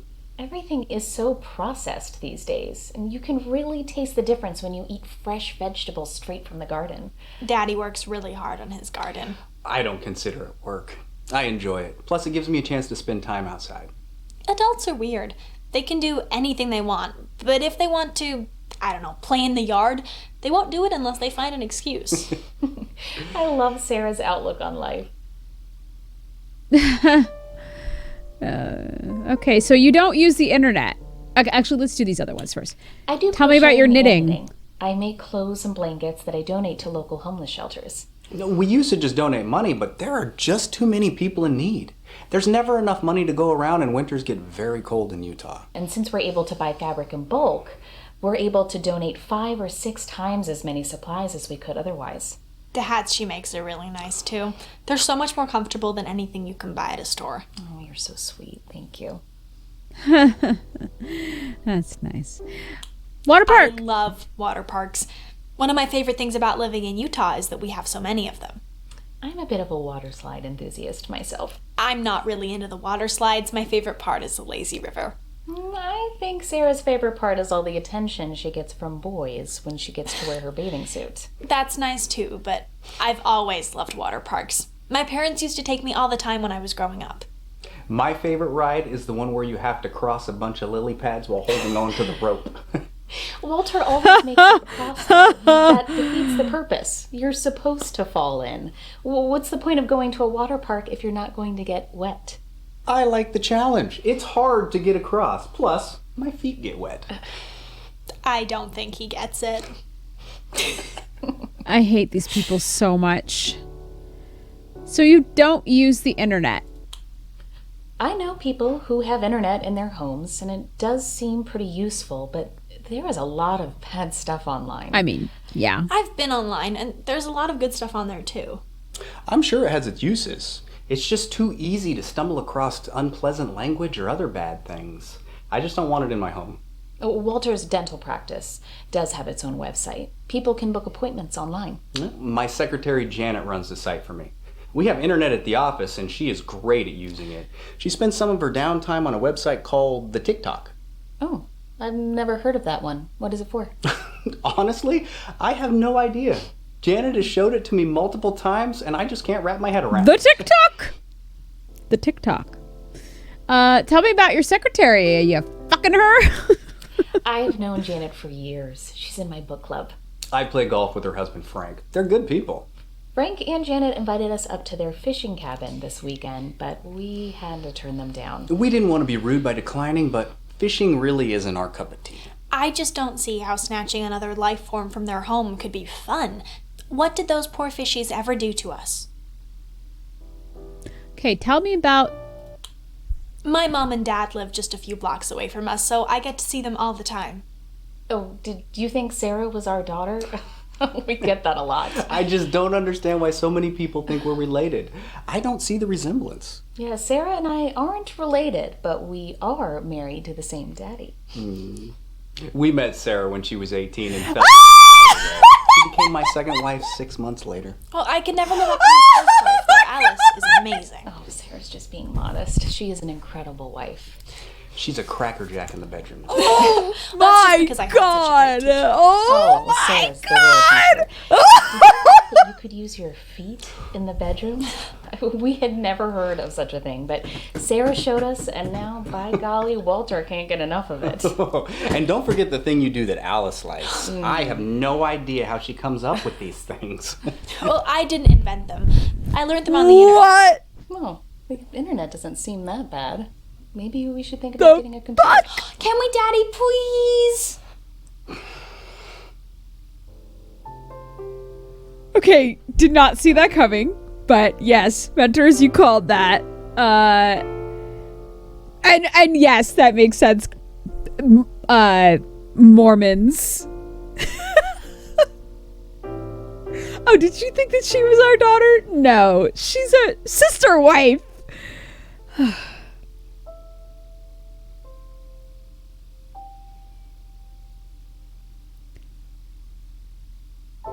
Wow.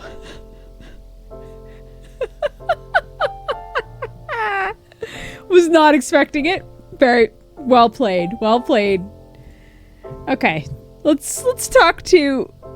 I still don't think that they can run the hotel. Gymnastics? When I was very little, I trained under the famous Italian gymnastics coach Sergio Andolini. My parents were convinced I was going to make it to the Olympics. I had the leotards and... That's enough.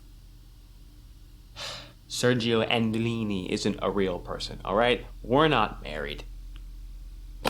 The only reason I said we were married is because I wanted to get a free room upgrade at the hotel. As you can tell, he's a cheapskate. Well, as you can tell, she is a hooker. Okay, I'm not a hooker. I am a sex worker. Oh, so I'm so and sorry. we didn't even have sex because you were busy crying the whole time. Not true, not true, not true. No, it is kind of true. The only reason I'm still sitting next to this person is because I wanted to be paid for this book, so... And now, you've ruined it, so thank you. I ruined it. Yeah, You're did. the one who made me look like a complete loser. He kind of is. You know what? I'm sorry for wasting your time. Goodbye. Can I still get paid?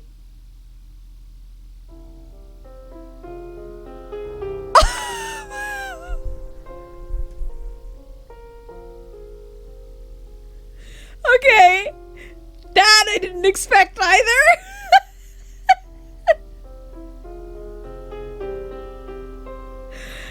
Okay. So she is a sex worker and she just wanted to get paid for a book. Okay. Okay. Sarah isn't Walter's daughter, she's his wife, so is Alice.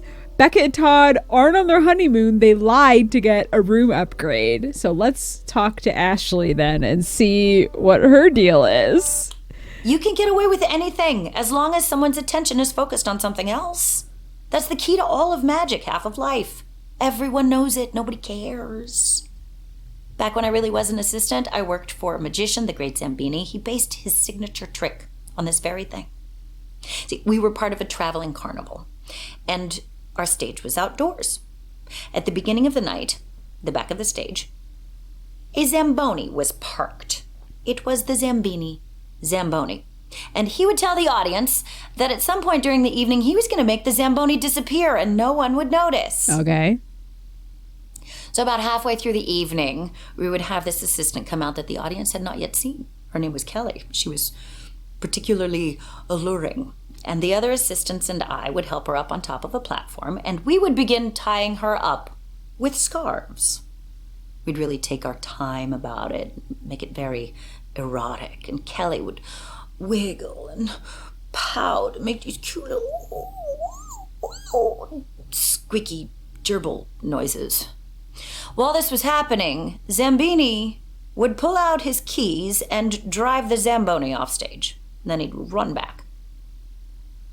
We would make Kelly disappear in a fairly standard trick, and when it was done, Zambini would be standing where the Zamboni was with his arms outstretched, like he had just accomplished the most amazing feat in the world.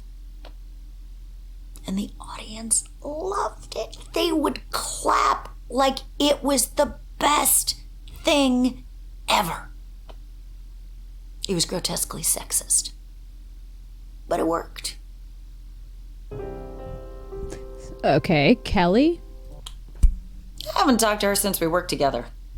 I'm sure she's doing fine. Supremely attractive people have it very easy. I'm sure she married rich or got kidnapped by human traffickers and sold on the black market.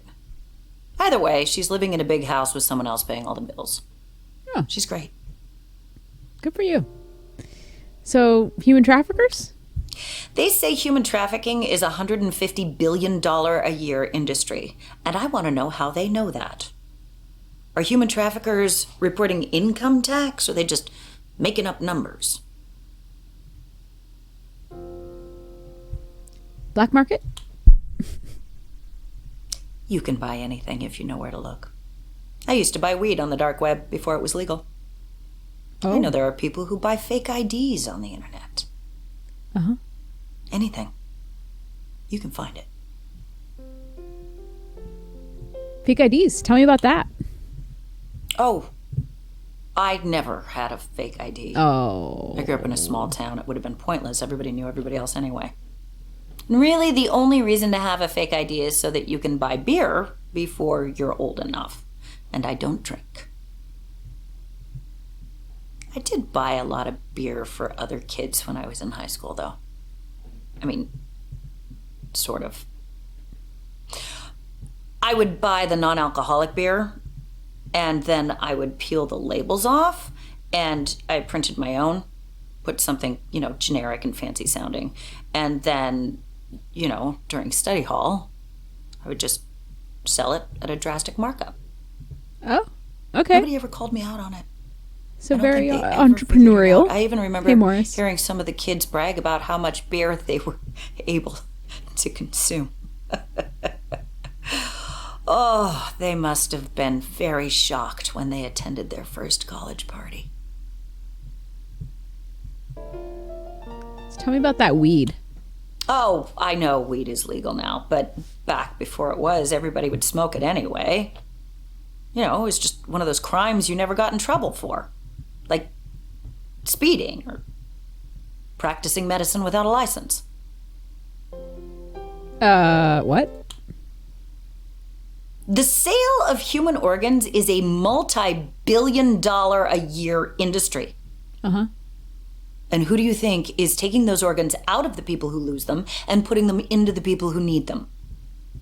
I doubt it's someone practicing with a license. But I'm not doing it. I am not involved in that industry. I dabble in taxidermy, but I am not skilled enough to take a kidney out of someone and put it in someone else and have one of them live. You know what? I don't believe you. Taxidermy is a hobby of mine. Whenever I find a dead animal, I take it home and I stuff it. And then I save them, and when I have enough of them collected, I take them to dying children in the children's hospital. Because children love stuffed animals. Oh my God. So dying children, huh? Tell me about that. I like to visit kids in the cancer ward. Wow, that's surprising. Yeah, I ask them to draw me a picture, and then I trade them for one of the stuffed animals. It makes them feel better to borrow. So is that your No one wants tattoos? to be pitied, just given stuff. Even kids dying of cancer. I save all the pictures they give me. They say that a piece of art at least doubles in value once the artist dies, and I'm sure their parents will pay top dollar in about a decade. Wow, so you're taking their art so that you could get their parents to pay you double. Wow, you're a terrible person. People don't barter enough these days. They don't haggle enough either. For instance, if someone has a poster for a lost pet and they offer a $100 reward, now in my experience, most people would just take the $100 and be happy. I try to haggle a little. They'll go for at least $150. I mean, no one posts their best offer on a flyer that's going on a telephone pole. This girl has a lot of time to think. She's thought about every aspect of life multiple times. It's probably because she doesn't talk to people or like people at all. Yeah. I return lost pets to their owners as a side hustle. See, whenever I see a flyer that has a reward offered and a phone number, I take it down. And then I post the flyer with my phone number and I offer half the reward. Then someone else finds the pet, returns it to me. Then I do a nice little markup, call the original phone number, and reunite the pet with its parent for profit. Does very well. That's actually brilliant.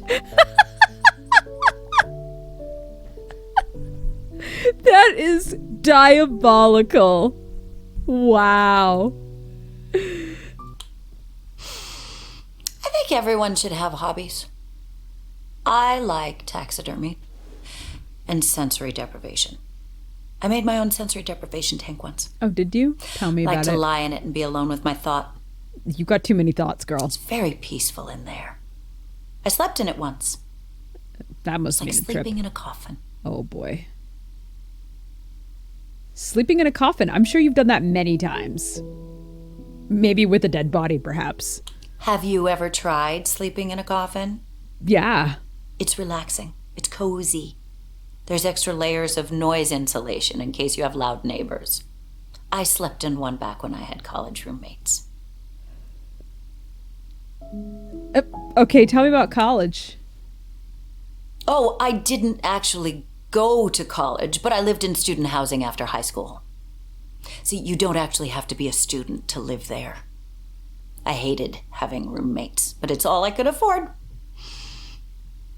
I bought my own place as soon as I could, but they kicked me out. What?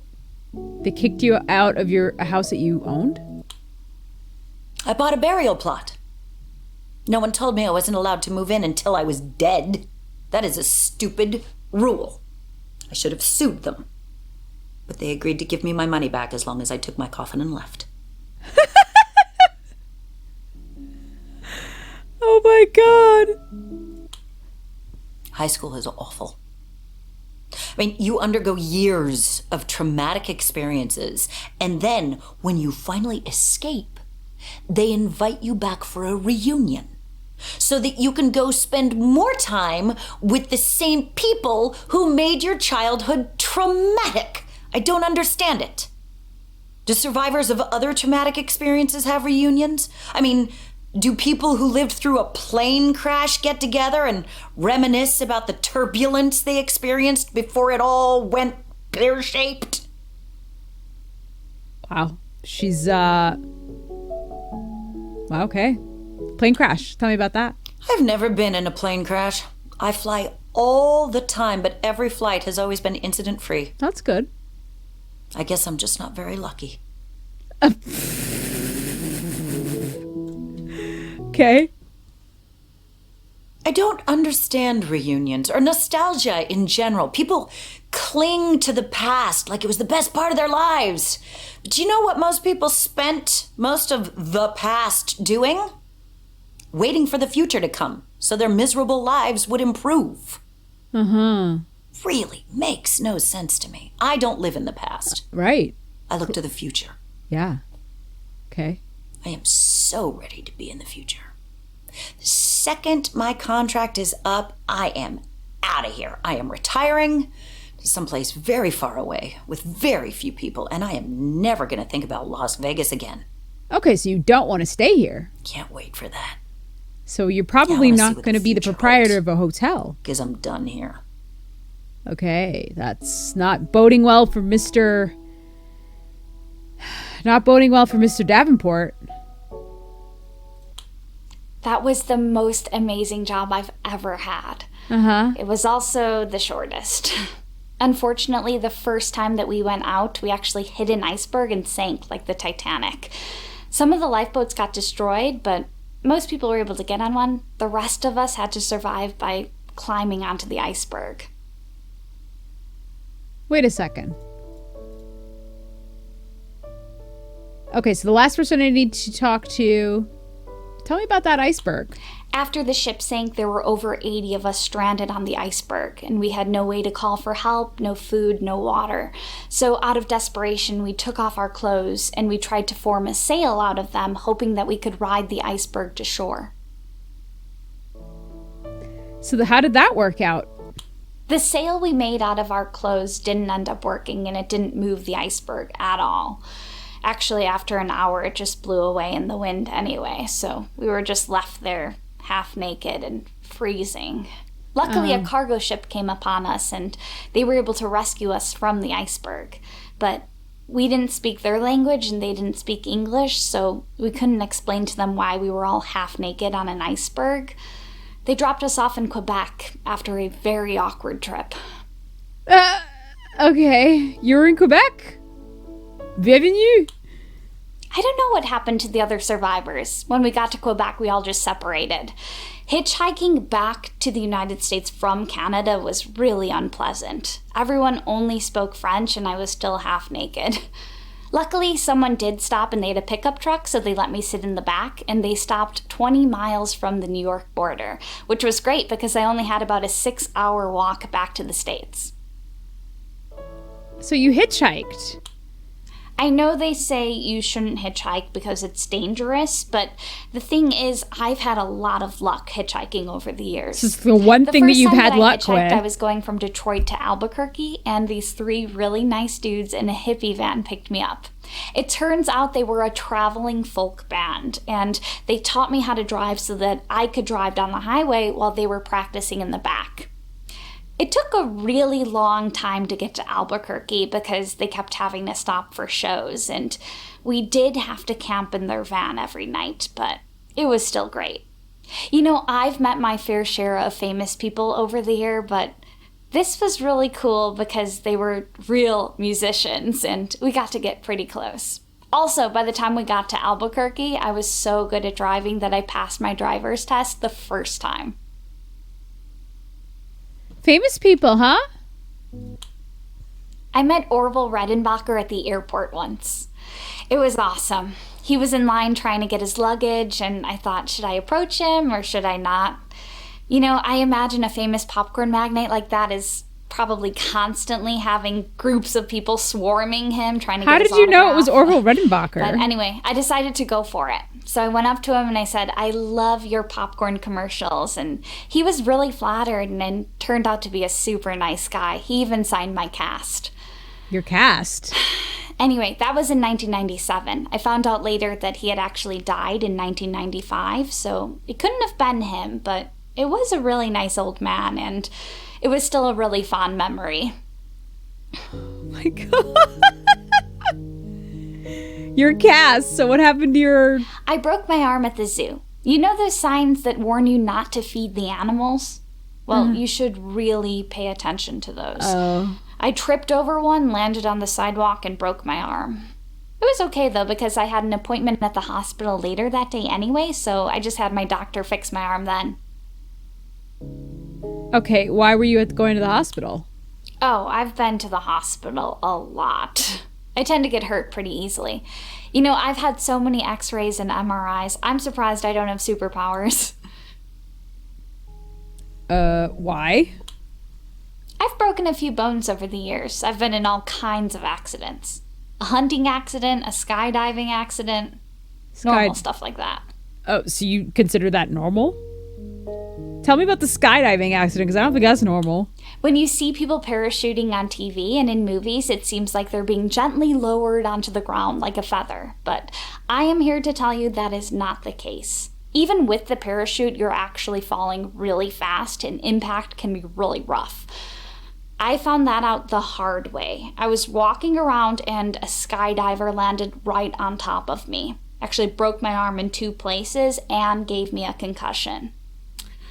I never saw the skydiver again, which is too bad because I'll never have a chance to thank them. Thank them? Why would you thank the skydiver? Well, if it weren't for them landing on me, I wouldn't have gotten a concussion, so I wouldn't have gone to the hospital, and they wouldn't have given me an MRI. So did you have a brain tumor? My brain tumor. They say there's nothing they can do for me, but at least now I know I only have 3 or 4 months left to live, so I can start checking things off my bucket list. Oh my God. Okay, so Mallory's dead. So she can't, well, we weren't gonna pick her anyway. She's freaking insane. Oh. You know what? Todd is the one. Even though Todd came there to get laid, he hired a sex worker. I think Todd's the one. Todd is a broke actor. I think he's the one. I'm not gonna give it to the freaking polygamist a dentist with an 18-year-old wife. No, I'm giving it to Todd. Todd's the one. Next. Look at him with his 18-year-old wife. Todd's the one. Okay, SoCal, for context, Mr. Davenport here is dying of cancer. He wants us to interview all of these people, Sarah being the middle one here, Becca and Todd, they're newlyweds that have checked into the hotel, and Ashley, the magician, and he wants us to interview them to see who would be suitable to take over the hotel once he dies.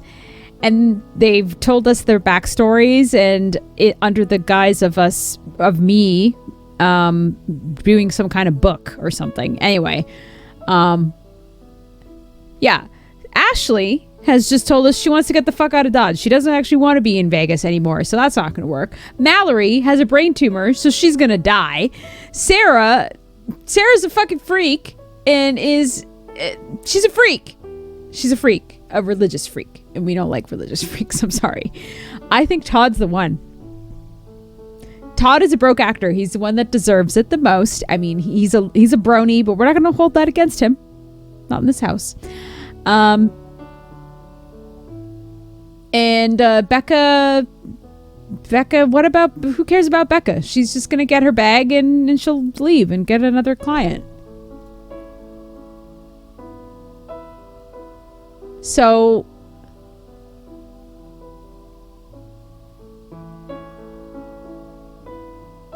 do I have to pick this and to tell him? That poor woman never catches a break, does she? I don't suppose it would be logical to leave a hotel to someone who's not going to be alive much longer than I am. No, you're correct. Ashley's retiring. She wants nothing to do with Vegas. Well, that's surprising. I would have thought she'd be more emotionally invested in the Bellflower after running her magic act here for so long. I guess I must have misjudged her.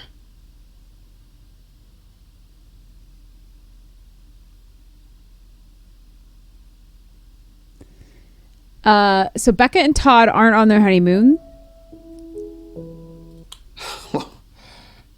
Well, I did not see that coming. You I and only me considered Sarah because, well, she seemed like such a sweet, wholesome girl. I had no idea she was married to an older man who already had a wife. A bigamist. I don't know what to think about that. A bigamist. Well, that's disappointing.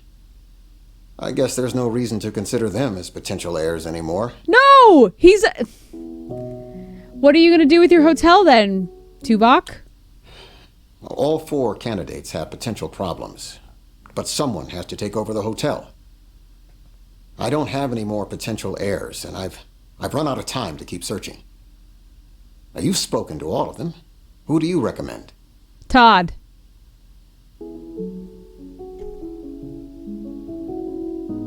Okay, wait. Let's think about this. I will respect Ashley's wishes that her heart is not in it. She's first of all, she's a terrible people person.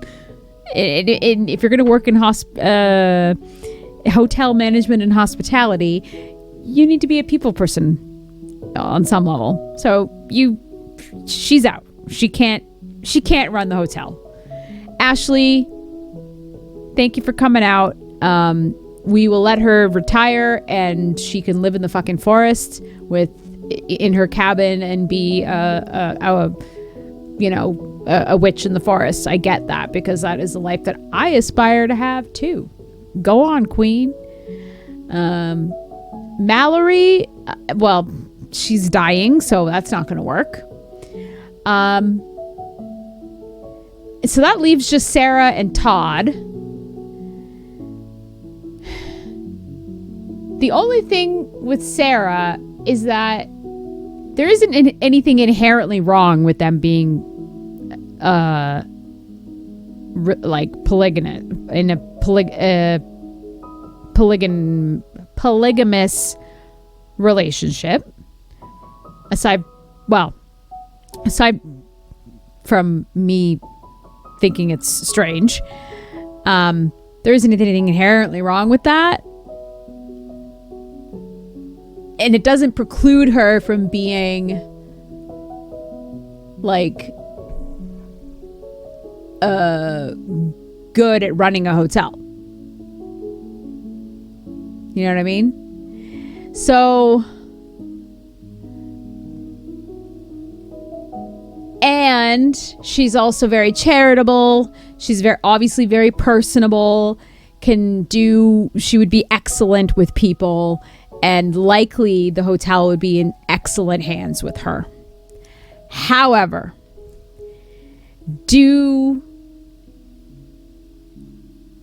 if we give it to Todd really needs a break. You know, Todd really needs something.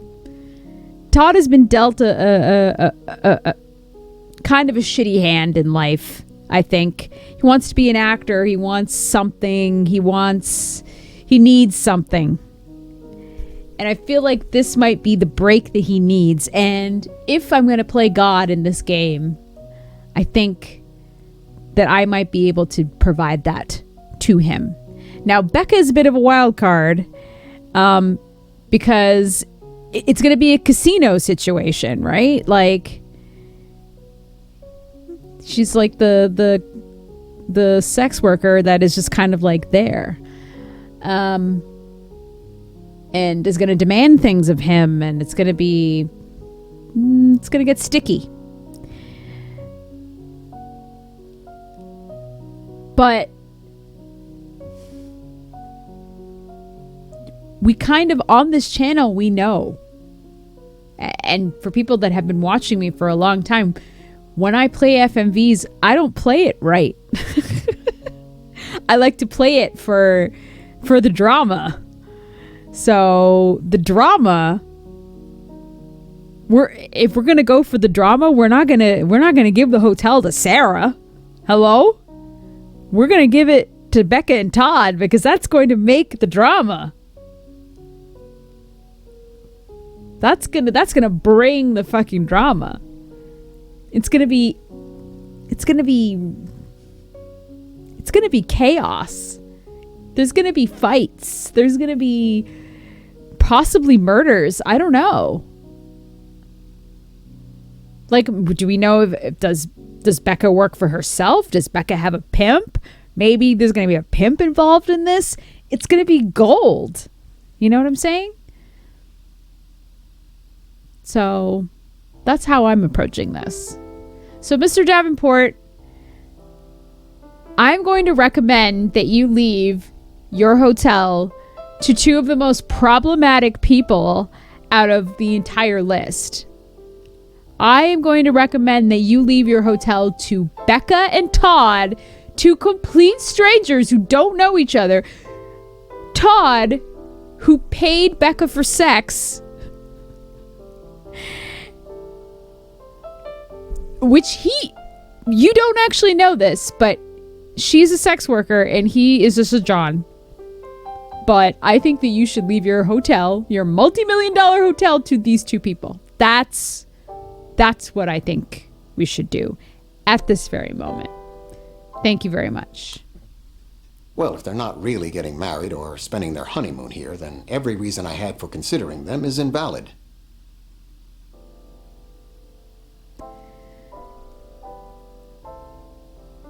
Yes! So I have the option to lie to him.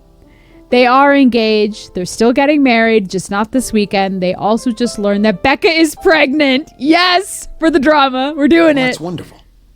Well, they may not be spending their honeymoon here, but if this is the place where they got engaged and where they found out that they were having a child, then the Bellflower may hold a special place in their hearts. I think that they might be she took over the hotel. No, wait. I think there's a creative way to make sure that the Bellflower stays in good hands for a long time. I can leave the hotel to their child to make sure that it's guaranteed to stay in their family. I'll call my lawyer right now and have him get the paperwork ready. Can you call Becca and Todd and have them meet with you again tonight so you can deliver the good news?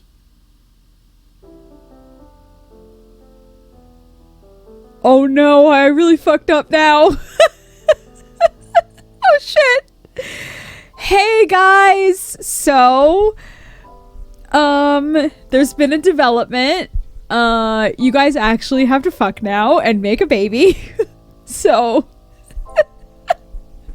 Real quick, get on that. I'm a little confused why you asked us here. Yeah, do you still want to write about us in your book? Okay, so funny story, there's no book. Okay, Mr. Davenport is dying. He owns this hotel. He wants to leave you guys the hotel. I told him a lie about the fact that you actually are getting married and that Becca, you're pregnant. So you actually need to sleep together and make a baby really quickly because he's going to be actually leaving the hotel to your kid. So best get on that right now. Go upstairs. Let's make it. Let's make a baby. Let's do it.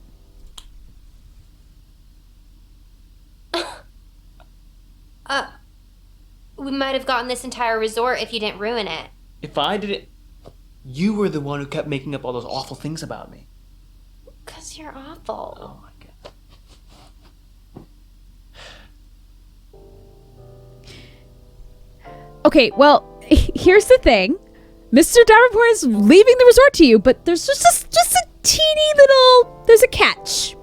Just a teeny little catch. Teeny one. Teeny one. You're lying. There's no reason for him to leave anything to us, let alone his whole casino. He's messing with us. This is his revenge for us lying to him before. If you look at the legal documents before you, you'll see that I am quite serious.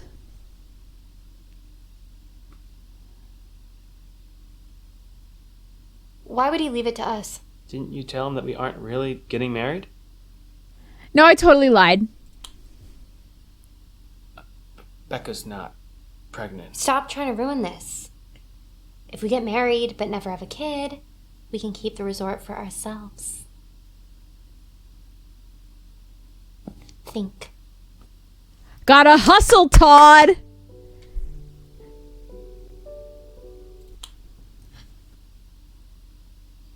So we have to get married and have a child together. Just steal a kid! Why would you tell him that I'm pregnant? God, why wouldn't you tell him the truth? Just steal a child, hello? It's not that hard.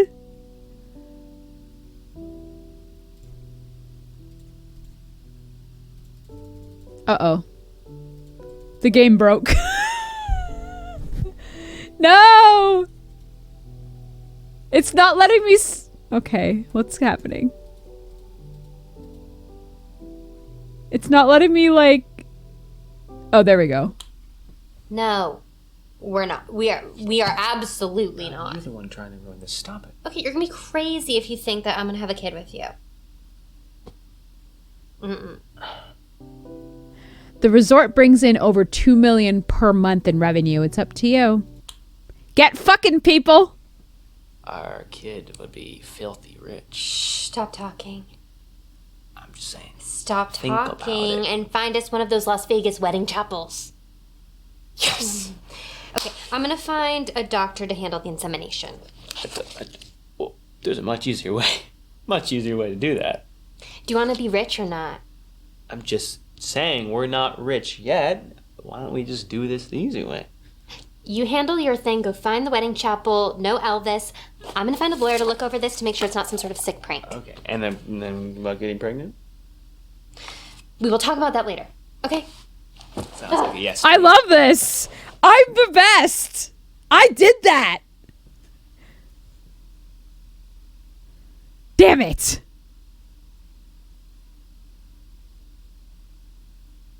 Oh, damn.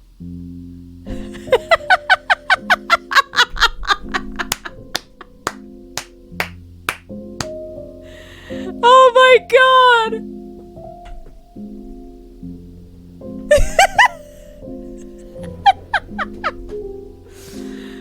And So what makes you interested in adoption? We just realized that we were meant to be parents. Isn't that right? We'd Damn love it. to adopt a terminally ill child if you have any. That's an unusual request. Well, we just have big hearts. Isn't that right, dear? Mm-hmm. Yeah. We also inherited a very large resort and casino with the clause that we have to have a child in order to get it. Yeah. Are you telling me the only reason you want to adopt a child is so you can inherit this hotel? You realize I have to do what's in the best interest of the child, right? And a child will have You and your big ass mouth, Becca. I mean, I would have died to be a filthy rich child. Careful. Right. I can take them to Disney World every day. Yeah.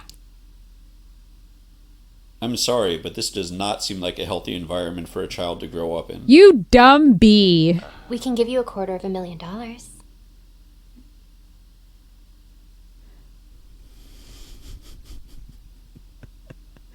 You ruined it. You ruined it.